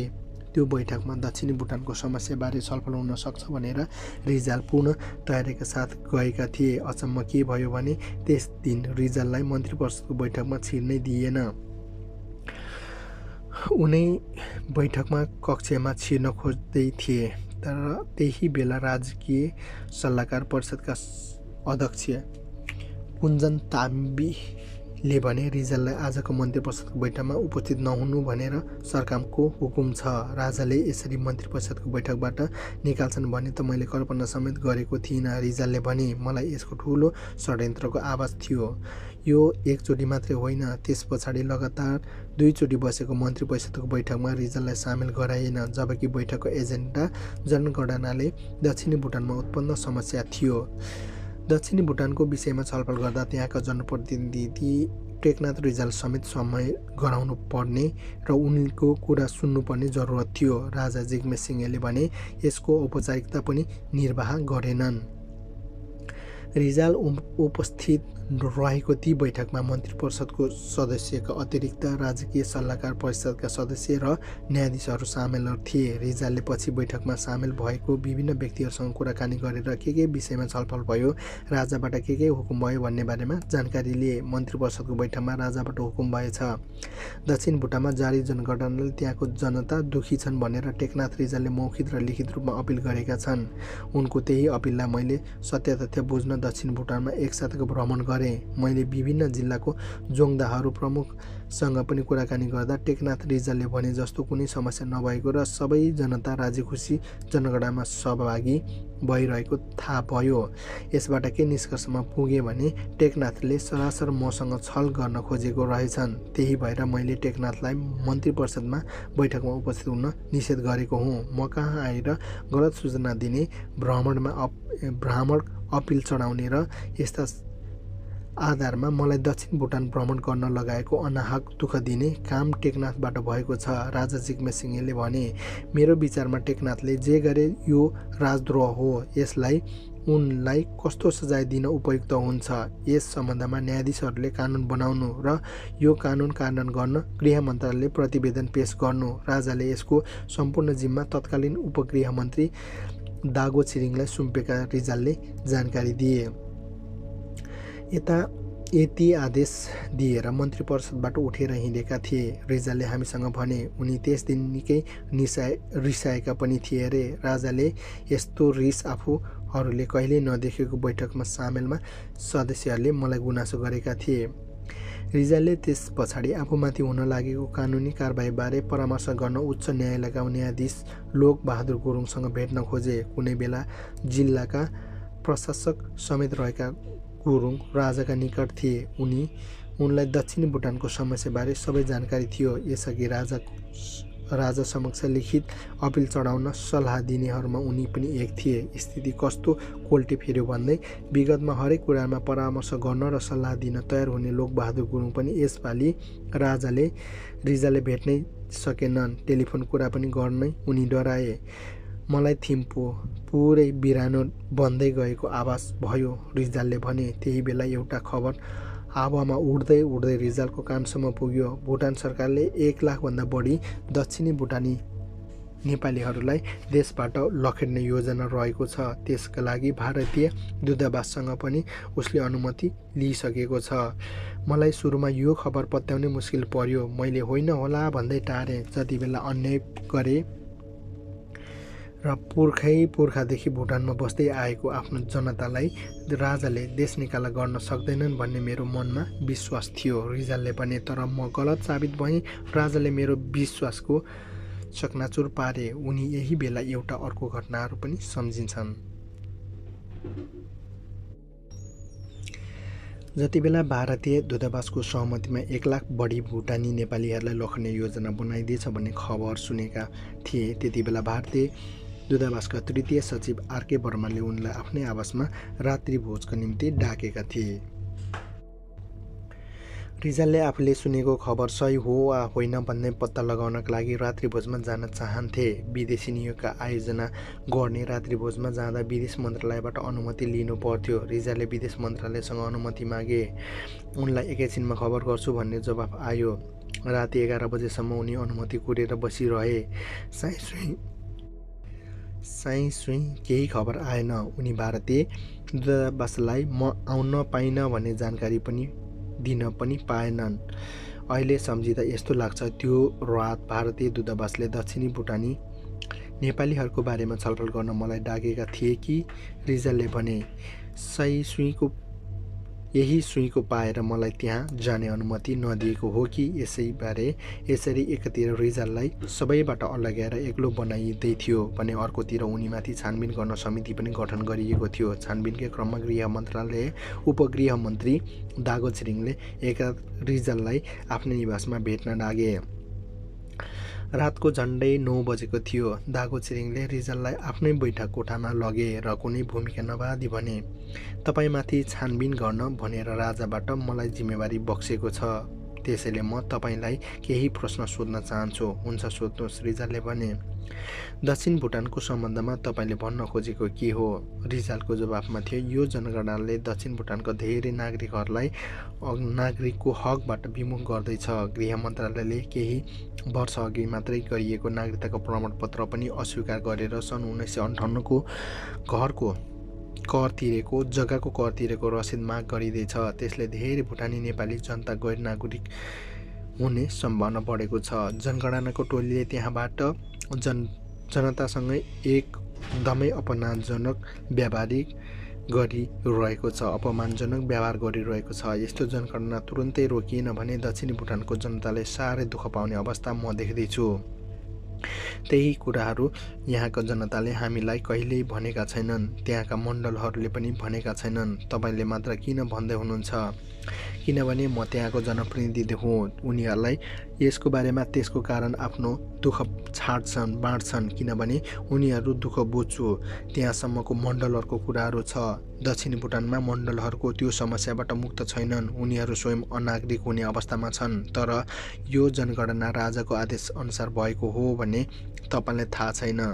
तपाईँले राजाको मन एसमै प्रश्न उठाउँदै हुनुहुन्छ नि? राजाले, मलाई राजाको मन आशयमा कुनै शङ्का छैन। म स्थानीय जोङदा र गृह मन्त्रालयको अधिकारीहरूसँग मनसाय पनि गर्दिनँ। तपाईँहरूले राम्रै नियत राखेर दक्षिण भुटानमा जनगणना गराउनु भयो होला, तर स्थानीय जनप्रतिनिधिको नाताले यो जनगणनाबाट जनतामा कस्तो मर्का परिरहेको छ भन्ने बारेमा सरकारले जानकारी गराउनु मेरो पनि धर्म हो। गाउँलेहरूलाई जनगणनाको नाममा अत्याचार गर्ने र दुःख दिने र उनीहरूलाई पाइसकेको नागरिकताको प्रमाणपत्र खोज्ने पाप हुँदैछ। यस्तो पाप राजाको मर्जी बिनै भइरहेको हो भन्ने म ठान्छु। यसबाट तपाईँहरूले पनि मर्जी छैन होला। त्यसैले दक्षिण भुटानमा जे भइरहेको छ त्यो सत्य तथ्य राजा र तपाईँहरूलाई अवगत गराउन खोजेको हुँ। सरकारले यो समस्या निकास दिन गम्भीर छ भन्ने विश्वास छ।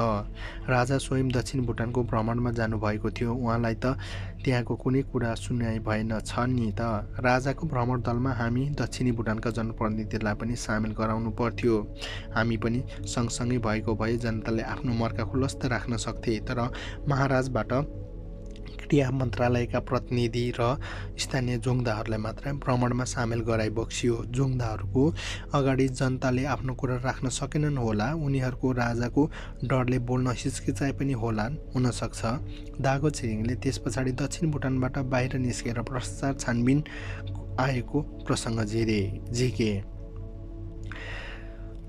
राजा जिग्मे सिंहेले केही समय अगाडि मात्र सरकारको उच्च ओहदामा भइरहेको भ्रष्टाचार छानबिन गर्न टेकनाथ रिजालकै संयुक्तमा छानबिन समिति गठन गरेका थिए। उक्त छानबिन समितिले जोङदा र गृह मन्त्रालयको केही उच्च अधिकारीहरूलाई नै भ्रष्टाचारमा संलग्न रहेको विवरण तथ्य प्रमाणसहित राजा समक्ष पेश गरेको थियो, जसमा राजाबाट कुनै कारबाही भने भएको थिएन। रिजालले भने, भ्रष्टाचारमा मुछिएका जोङदाहरूलाई कारबाही नहुँदा उनीहरूको झन प्रोत्साहित भइरहेका छन्।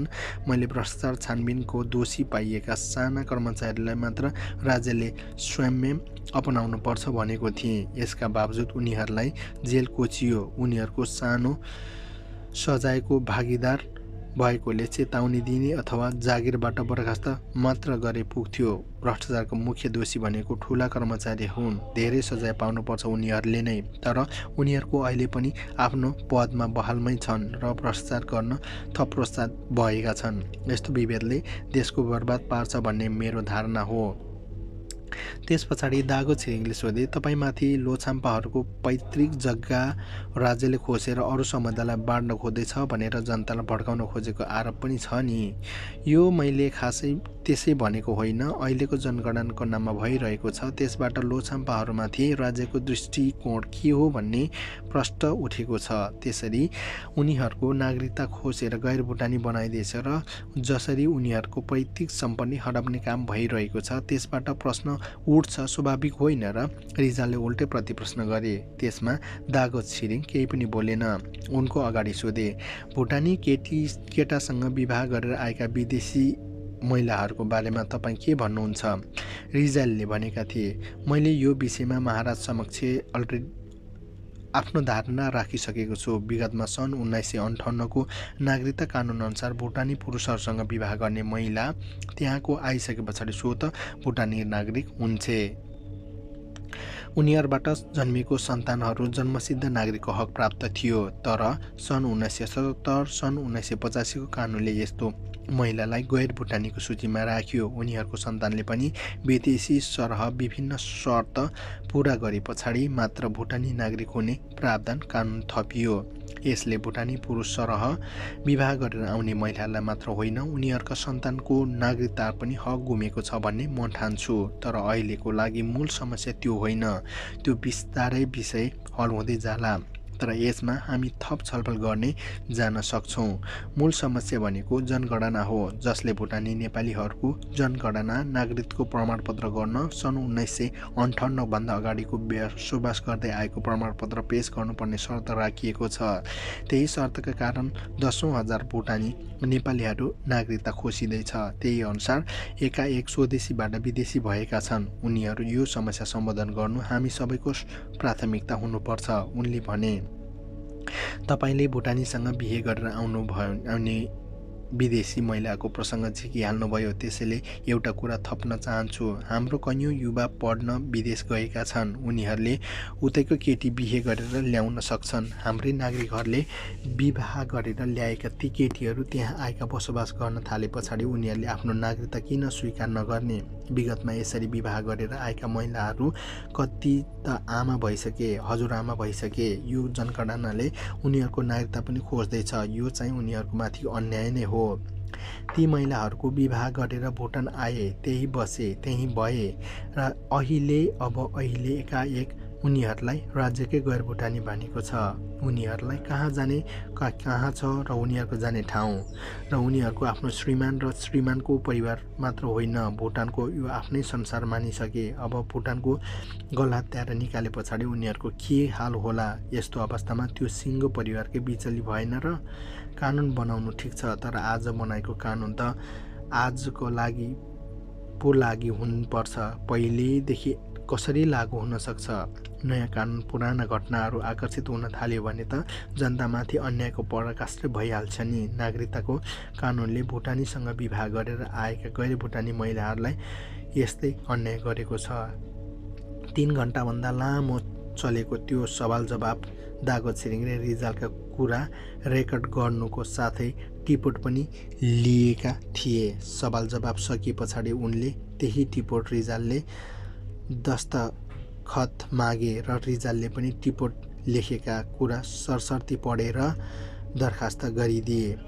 छुट्टिने बेला दागो छिरिङले भने, यो छानबिन जारी रहुन्जेल तपाईँ थिम्पू छाडेर बाहिर नगइदिनुहोला। रिजालले हुन्छ भनेर बाहिरिए। उनी निस्कँदा मध्यरात भइसकेको थियो। थिम्पूको सडक सुनसान थियो। त्यस्तै सुनसान थियो रिजालको मन पनि। त्यो रात घर फर्किँदै गर्दा मेरो मन काबुमा बाहिर थियो। उनले भने, मलाई भुटानी नेपालीहरूमाथि मडारिएको खतराको आवाज भइसकेको थियो। उनीहरू बिचली हुन् पो भन्ने मलाई व्याकुल मनमा छाइरहेको थियो। दागो छिरिङले मध्यरातमा सम्म बयान लिएको। भोलिपल्टै राजा जिग्मेसिंहले मन्त्री परिषदको बैठक डाके। रिजालले पछाडि लोकबहादुर गुरुङ मार्फत उक्त बैठकमा के भयो भन्ने जानकारी लिए। दागो छिरिङले रिजालको बयान सहित आफ्नो छानबिन प्रतिवेदन राजा समक्ष पेश गरेछन्। त्यस पछाडि एकजना न्यायाधीशले भनेछन्, राजालाई भ्रमपूर्ण सूचना दिने र दक्षिण भुटानमा पठाएर अनाहक दुःख दिने टेकनाथ रिजाललाई दण्डस्वरूप दुवै खुट्टा फलामे साङ्लोले बाँधेर आजीवन कारावास सजाय सुनाउनुपर्छ। त्यो दिन पनि राजा एकदमै रिसाएका थिए रे। लोकबहादुरको भनाइ उद्धृत गर्दै रिजालले हामीसँग भने। त्यसको केही दिन पछाडि रिजाल आफ्नो कान्छा छोरा निपेन्द्रलाई जचाउन अस्पताल गएका थिए। उपचार सकेर बाहिर औषधि किन्दै गर्दा दुईजना प्रहरी उनको नजिक आए। तपाईँलाई मन्त्रीज्यू दागो छिरिङले प्रहरी कार्यालयमा लिएर आउनु भनेर आदेश दिनुभएको छ। उनीहरूले भने, तपाईँ हामीसँग जानु पर्यो। मसँग अहिले बिमारी छोरा छ। रिजालले भने, उसलाई घर पुर्याउने मान्छे अरू कोही छैन। त्यसैले उसलाई घर पुर्याएर म प्रहरी कार्यालयमा आउँछु। ती प्रहरीहरूले रिजालको कुरा मानेनन्। भने, तपाईँलाई तुरुन्तै ल्याउनु भन्ने आदेश छ। बरु तपाईँको छोरालाई पनि आफूसँगै लिएर आउनु सक्नुहुन्छ। प्रहरीले यति भनिसकेपछि रिजाल आफ्नो छोरासहित उनीहरूको पछि लागे। प्रहरी कार्यालय पुगेर उनले देखे दागो छिरिङ उनलाई कुरेर बसेका रहेछन्। दागो छिरिङले उनको हातमा एउटा चिठी थमाए। चिठी जोङ्खा भाषामा लेखिएको थियो। रिजालले जोङ्खा भाषा अक्षर पढ्न सक्दैन थिए। तर दागो छिरिङले त्यहाँका एकजना प्रहरी अधिकारीलाई चिठी पढ्न आदेश दिए। चिठीमा लेखिएको थियो, टेकनाथ रिजाल राजद्रोहको अभियोगमा राजकीय सल्लाहकार परिषद। चिठीमा लेखिएको थियो, टेकनाथ रिजाललाई राजद्रोहको अभियोगमा राज्यसभा र राजकीय सल्लाहकार परिषदबाट पदमुक्त गरिएको र सरकारबाट अर्को निर्णय नआउन्जेलसम्म थुनामा राख्नु यो राजाको आदेश हो। टेकनाथ रिजालको आग पक्राउ परे। उनलाई थुनामा राखियो र उनका कान्छा छोरालाई प्रहरीकै गाडीमा राखेर घर छाडियो। जनगणनाको नाममा नेपाली भुटानी शरणार्थीहरू गैरकानुनीहरू बनाउने षड्यन्त्र विरुद्ध आवाज उठाउने टेकनाथ रिजाल पक्राउ परेर राजा जिग्मेसिंह वाङचुकले आफ्नो अभिष्ट छर्लङ्ग पारिसकेका थिए। उनको यो नियत प्रष्ट थियो। उनको दिशा प्रष्ट थियो। यो कुरासँगै भुटानी नेपालीहरूको नियति प्रष्ट हुँदै थियो। उनीहरू दशा प्रष्ट हुँदै थियो। टेकनाथ रिजालले थुनामा कसैलाई भेट्न दिएन। परिवारका सदस्यहरूलाई पनि उनले भेट्न पाएनन्। रिजाललाई भेट्न आउने शुभेच्छुक साथीभाइहरूलाई पनि गृह मन्त्रालय बोलाएर बयान लिइयो र मानसिक तनाव दिइयो। दागो छिरिङले भने, 2 पटक मलाई भेट्न आए भने राजाको नाममा माफीनामा लेख्न सुझाव दिए। रिजालले भने, दागो छिरिङको भनाइ थियो, राजाको मर्जीमा सुरुवात भएको जनगणनामा भाँजा हाल्न खोजेर मबाट गल्ती भयो भने राजासँग माफी माग्नुहोस्। अब उपरान्त जनगणनाको काममा कुनै चासो दिने छैन र दिएँ भने जुनसुकै सजाय भोग्न तयार छु भनी लेख्नुहोस्। तपाईलाई मेरो सुझाव चित्त बुझ्यो भने तपाईले अहिले नै आफ्नै हातले माफीनामा लेख्न सक्नुहुन्छ। दागो छिरिङले भने, म आजैबाट लगेर राजा समक्ष तपाईको बिन्ती पत्र चढाइदिउँला। रिजालले दागो छिरिङको प्रस्ताव स्वीकार गरेनन्। उनले भने, मैले माफी माग्नुपर्ने कुनै कारण छैन। जनगणना जसले गराएको भए पनि यसबाट दक्षिण भुटानको जनतामा अन्याय भइरहेको छ। यो चाहिँ साँचो हो। मैले दक्षिण भुटानको जनप्रतिनिधिको हैसियतले साँचो कुरा उठाएको हुँ। यो पनि भने, बरु म राजाबाट एकचोटि भेट्न चाहन्छु। उहाँले दर्शन दिनुभयो भने म व्यक्तिगत रूपमा भेटेर आफ्नो अभिष्ट केस गर्नेछु। दागो छिरिङले कुनै जवाफ नदिई निस्किए। त्यस पछाडि ऊ भेट्न आएन, कुनै प्रस्ताव पनि पठाएन। यसरी कसैलाई भेट्न नपाई थुनामा बस्नु परे पछाडि रिजालले सोचे, यही पाराले त उनलाई मलाई थुनामै राखेर मार्छन्। यसरी थुनामा बसिरहनुभन्दा म आफै राजा भएको नाममा एउटा अपिल लेख्छु र त्यो अपिल कुनै न कुनै उपाय निस्किन्छ कि त्यही सोचेर रिजालले राजाका नाममा अपिल लेखेर दागो छिरिङ मार्फत राजा समक्ष पेश गरे। रिजालले आफ्नो अपिल प्राप्त भए पछाडि राजाले फेरि दरबारमा मन्त्रीसद बैठक डाकेछन् र उनले भनेछन्, टेकनाथ रिजालले अहिले जेलमुक्त गरौँ, तर जेलमुक्त गरे पनि निरन्तर निगरानी राखौँ। ऊ कहाँ जान्छ, कोसँग भेट्छ, उसका साथीहरू को छन्, यी सबको पल पलको खबर मलाई चाहिन्छ। अब ऊ षड्यन्त्र गर्दै हिँडियो र राज संस्था विरुद्ध अनर्गल प्रचारपछि लग्यो भने तुरुन्तै पक्राउ गर्नु र आजीवन जेलमा सडाउनु राजाको आदेश दिए। राजाको यस्तो आदेश पछाडि टेकनाथ रिजाल पछाडि पक्राउ परेको चौथोको दिनमा थुनामुक्ता गरियो। उनलाई जोङ्खा भाषामा लेखिएको एउटा पत्रमा हस्ताक्षर गर्न लगाइयो। उक्त पत्र न्यायाधीश लोकबहादुर गुरुङले रिजाललाई पढाएर सुनाए, जसमा लेखिएको थियो, टेकनाथ रिजाल आजीवन 3 जनाभन्दा बढी मान्छेसँग एकैचोटि भेट्ने, बस्ने, बोल्न पाउने छैन। कुनै दिन यो आदेश उल्लङ्घन गरेको पाइए आजीवन कारावास सजाय दिनु यो राजाको आदेश हो। जेलमा रिजालको थुनाबाट निस्किँदै गर्दा दागो छिरिङले भने, अब उपरान्त राजालाई भेट्ने कोसिस नगर्नु। ऊ आफ्नो नानीहरूलाई पनि सरकारी स्कुलमा तुरुन्तै निकाल्नु। तपाईँका नानीहरूले अब राजाको अनुमति बिना कुनै पनि सरकारी स्कुलमा पढ्न पाउने छैन। रिजाल यतिसम्म सिधै आफ्नो डेरामा गए र त्यहाँ पछाडि उनले थाहा पाए थुनामा छँदा उनका छोरा खनतलासी गरिएको रहेछ। राजालाई देखाउन भनी उनले तयार पारिएको राखेको जनगणना सम्बन्धी थुप्रै गोप्य कागजपत्र दस्तावेजहरू जफत गरिएछन्। थुनाबाट बाहिर आइसके पछाडि मैले थुप्रै मान्छेसँग भेट्न खोजेँ। ओम प्रधानसँग भेट्न खोजेँ, राजकीय सल्लाहकार परिषदका सदस्यहरूसँग भेट्न खोजे। उनीहरू मेरा पुरानी हितैषीसँग सम्पर्क गरे। रिजालले हामीसँग भने, तर कोही पनि मलाई भेट्न इच्छा देखाएनन्। सबैको मनस्थिति बुझ्दा पुरै थिम्पू त्रास र भयले डुबेको थियो। उनलाई अब त्यस्तै 3 जनाभन्दा बढी व्यक्तिसँग एकैचोटि नभेट्नु भन्ने राजाको आज्ञा थियो। राजाले भेट्ने कोसिस नगर्नु भनेर दागो छिरिङको उर्दी समेत गरिसकेका थिए। अर्कातर्फ राज्यसभा र राजकीय सल्लाहकार परिषदबाट पचित गरिएको दक्षिण भुटानको जनप्रतिनिधिको हैसियत पनि उनले गुमाइसकेका थिए। त्यस पछाडि रिजाल थिम्पूमै बसिरहन सकेनन् र राजा र उनका सरकारसँग टक्कर लिएर राजधानी बस्नु उनका लागि जोखिमपूर्ण हुँदै गयो। उनी थिम्पू छाड्ने टुङ्गोमा पुगे। थिम्पू छाड्ने अघिल्लो दिन उनका राजपरिवारबाट यस्तो व्यक्तिको फोन आयो जुन उनको कल्पना समेत गरेका थिएन। फोन गर्ने राजा जिग्मे वाङचुककी ठुलो आमा आजी टाँसी थिइन्। उनी आजी टाँसी जो 1964मा दरबारको आन्तरिक सङ्घर्षको कारण भुटानबाट भागेर दक्षिण सडन लिन पुगेकी थिइन् र त्यही बेला राजा जिग्मे दोर्जी वाङचुकको नाताका आफ्नो सालो पर्ने जिग्मे पाल्देन दोर्जीलाई भुटानको पहिलो प्रधानमन्त्री बनाएका थिए। राजाको यो निर्णयबाट उनको सौतेनी भाइ नामग्याल वाङचुक समरुष्ट थियो। त्यस पछाडि अनि फुलसोनी राजाको यो निर्णयबाट सौतेनी भाइ नामग्याल वाङचुकको समरुष्ट थियो। त्यसैबीच फुन्सोलिङ भ्रमण क्रममा होटलमा बास बस्दा जिग्मे पाल्देनको गोली हानेर हत्या गरियो। जिग्मे पाल्देनको परिवार उक्त हत्या नामग्याल वाङचुकले गराएको भनी सप्रमाण दाबी गर्यो, तर त्यसको अनुसन्धान वा कारबाही अगाडि बढेन। त्यस पछाडि जिग्मे पाल्देनकी बहिनी आजी टाँसी सहित भाइ लैन्डुप दोर्जे, दक्षिण भुटानका कमिसनर रिन्जाङ लगायतका उनका कोही उपयोगी नेपाल शरण लिन पुगे। जिग्मे वाङचुक राजा भइसके पछाडि उनले आफ्ना मामा लैन्डुप दोर्जे र ठुली आमा आजी टाँसी सहित नेपाल निर्वासन रहेका सबैलाई बिना शर्त भुटान फिर्ता बोलाए। दरबारको कुर्ता नजिकबाट भोगेका आजी टाँसीले टेलिफोन गरेकै दिन झमक्क साँझ परि पछाडि रिजालले घर पुगे। उनले म र मेरो परिवारको भविष्य चिन्ता व्यक्त गर्दै हामीलाई सहानुभूति दिनुभयो।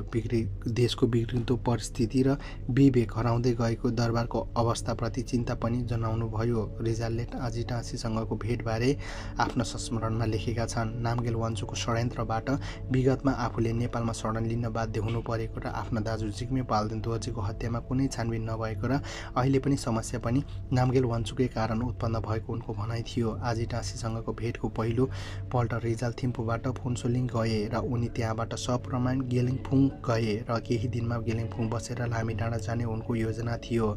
गेलिङफुङको घरमा 2-4 दिन बस्दा उनले के चाल पाए भने भुटान सरकारले राजद्रोह र कुनै फौजदारी अभियोग लगाएर फेरि पक्राउ गर्ने सुरुमा छ। यसको निम्ति स्थानीय जोङ्दाहरू मुखबाट टेकनाथ रिजालले भुटानको राजा हुने षड्यन्त्र रचेको छ र त्यसैले उसबाट होसियार रहनु भने भ्रम फैलाएको थाहा पाए। उनलाई अब भुटानभित्र खुलेआम आउजाउ गर्नका लागि गाह्रो पर्यो। उनी आफ्नो निकट मान्छेहरूसँग भेटघाट गर्न असमर्थ भए। उनले सोचे अब भुटान मेरो निम्ति सुरक्षा छँदै छैन। यहाँ रहेर म न दक्षिण भुटानको जनताको हक हितका लागि लड्न सक्छु न त उनीहरूलाई भेटेर सङ्गठनी गर्न सक्छु। मैले एक शब्द पनि बोलेँ भने तुरुन्तै मलाई पक्राउ गरिनेछ र यसपटक पक्राउ पऱ्यो भने सायद मेरो पूरा जिन्दगी कारावास बित्नेछ। यही सोचेर रिजालले भुटान छाड्ने निर्णय गरे। यही निधोका कारण उनले आफ्ना कुप्रा हजुरबा दिलभद्र रिजाललाई सम्झे र त्यो आजभन्दा 224 वर्ष अगाडिको सन् 1979 भुटान बसाइ सरेका थिए। उनले गोर्खाका राजा राम शाह र भुटानी धर्मराजा साब्दुङ नामग्याल नवाङ नामग्यालले गाँसेको दैत्य सम्पत्तिको सेतु चढाएको नेपालीहरूको पहिलो खेप भुटान प्रवेश गरेको 175 वर्ष पछाडिको कुरा हो। यही बेला भुटानका धर्मराजा शासनमै थियो। वाङचुक वंशको उदय भइसकेको थिएन।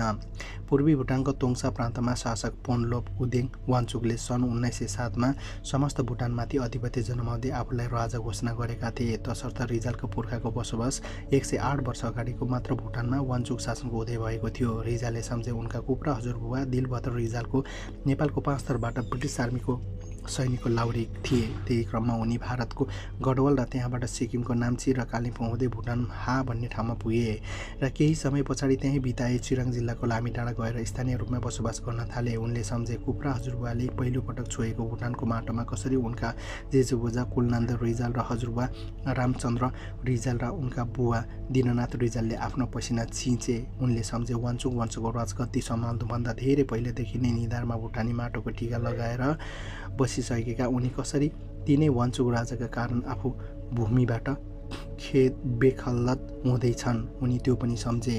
दक्षिण भुटानको धेरै नेपालीहरूको पुर्खौली हाँगो यस्तै योभन्दा घना छ। यो जिग्मे सिंहे वाङचुकको तिनका देश छाडेर हिँड्न बाध्य पार्लान् र यी सम्झेर ल्याउला रिजालको शरीरभरिका मांसपेशी बाउलिए। मुटु फुट्ला चाहिँ भुलुक भयो। छाती उम्लेर घाँटीसम्म हुलुक भएर आयो। जिउ थरथरी काम्यो। उनलाई आफू मुनिको धरती टेकेर त्यसैभित्र गाँसिएको झैँ लगा चाहिँ भयो। आफूमाथिको अधिकांश खोसेर त्यसैले थिचोमिचो छातीको गहुँडो गरुङ्गो भएर आयो। कम्तीमा घोडाको बुढी औँठा भए पनि भुटानको धरती टेकिरहन चाहन्थे। तर भुटानले उनलाई बुढी औँलाले टेक्न पनि पुग्ने जति धरती पनि दिन अस्वीकार गर्यो। मनभरि शोक सुर्ता सही रहन बोकेर एक दिन जिसमिसमै उनले आफ्ना सन्तान नाना बाबुहरूको मुख हेरेर पत्नी कौशल्यलाई पनि भनेर यिनीहरूको ख्याल राख्नु ल। म त्यो सन् 1988 को 10 को दिन थियो। भुटान छाडेर हिँड्दा टेकनाथ रिजाल आँखामा बेसकन झरी बर्सिएको थियो। सायद तिनै 24 घण्टा पानी बर्सिरहने श्राप लागेको यो जङ्गल जस्तै। सन् 1982 जब टेकनाथ रिजालले भुटानको जनतालाई फोटोसहित नागरिकता प्रमाणपत्र बाँड्ने प्रस्ताव जिग्मे सिंहे वाङचुक समस्या राखे। राजाले उनका प्रस्ताव खुब मन पराएर नागरिकता विवरणको देशव्यापी अभियान सुरुवात गरे। अभियान सुरु भइसकेपछि राजा जिग्मे सिंहेले गृह मन्त्रालयका कर्मचारीले बोलाएर भनेका थिए, हाम्रा देशका देशमा नागरिकता पाउनुपर्छ भन्ने मान्छे यही हो। त्यसैले गर्दा पहिलो कार्ड यसलाई दियौँ। राजाले आदेश अनुसार गृह मन्त्रालयबाट पहिलो नागरिकता प्रमाणपत्र पाउने व्यक्ति मै हुँ। रिजालले हामीसँग कुराकानीमा भनेका छन्। मेरो नागरिकता राज्यसभा सदस्य लेखिएको थियो। पछि जब म जेलबाट छुटेँ भुटान सरकारले मेरो नागरिकताको जफत गर्यो र त्यो नयाँ नागरिकता दियो। उनले अगाडि भने नयाँ नागरिकतामा मेरो पेसा प्राइभेट लेखिएको थियो। इतिहासको संयोग पनि कस्तो, जुन राजाको आदेशमा टेकनाथ रिजालले भुटानको पहिलो नागरिकता पर्चाइ पाए र त्यसपछिको 6 वर्ष उनी राजाको षड्यन्त्रमा परेर भुटानबाट निर्वासित हुनु पहिलो शरणार्थी रिजाल नै हुन पुगे। त्यसको अर्को वर्ष सन् 1989 देखि नेपालमा भुटानी शरणार्थीहरूका लागि लड्कै लागेर आयो। तिब्बतबाट शरणार्थीको रूपमा भुटान प्रवेश गरेका नवाङ नामग्याल भुटानी, जुन नेपाली भाषीहरूको सहयोगमा भुटान राज्यको निर्माण गरेका थिए, तिनै नेपाली भाषी भुटानीहरू आखिरमा नवाङ नामग्याल जस्तै आफ्नो भूमिबाट शरणार्थी रूपमा निकालिए। गोर्खाका राजा रामशाह भुटानका धर्मराजा नवाङ नामग्यालले गाँसेको दैत्य सम्बन्धको सेतु चढेर भुटान बसाइ सरेका नेपालीहरूको पुस्तालाई आफूले रगत पसिना बनाएर सिंचेको भूमिबाट अन्यायपूर्वक लखेटियो र शरणार्थीको रूपमा केही फर्कन बाध्य पारियो। र अर्को अङ्कमा हामी टेकनाथ रिजालको नेपालको निर्वासन र जेल जीवनबारे चर्चा गर्नेछौँ। धन्यवाद।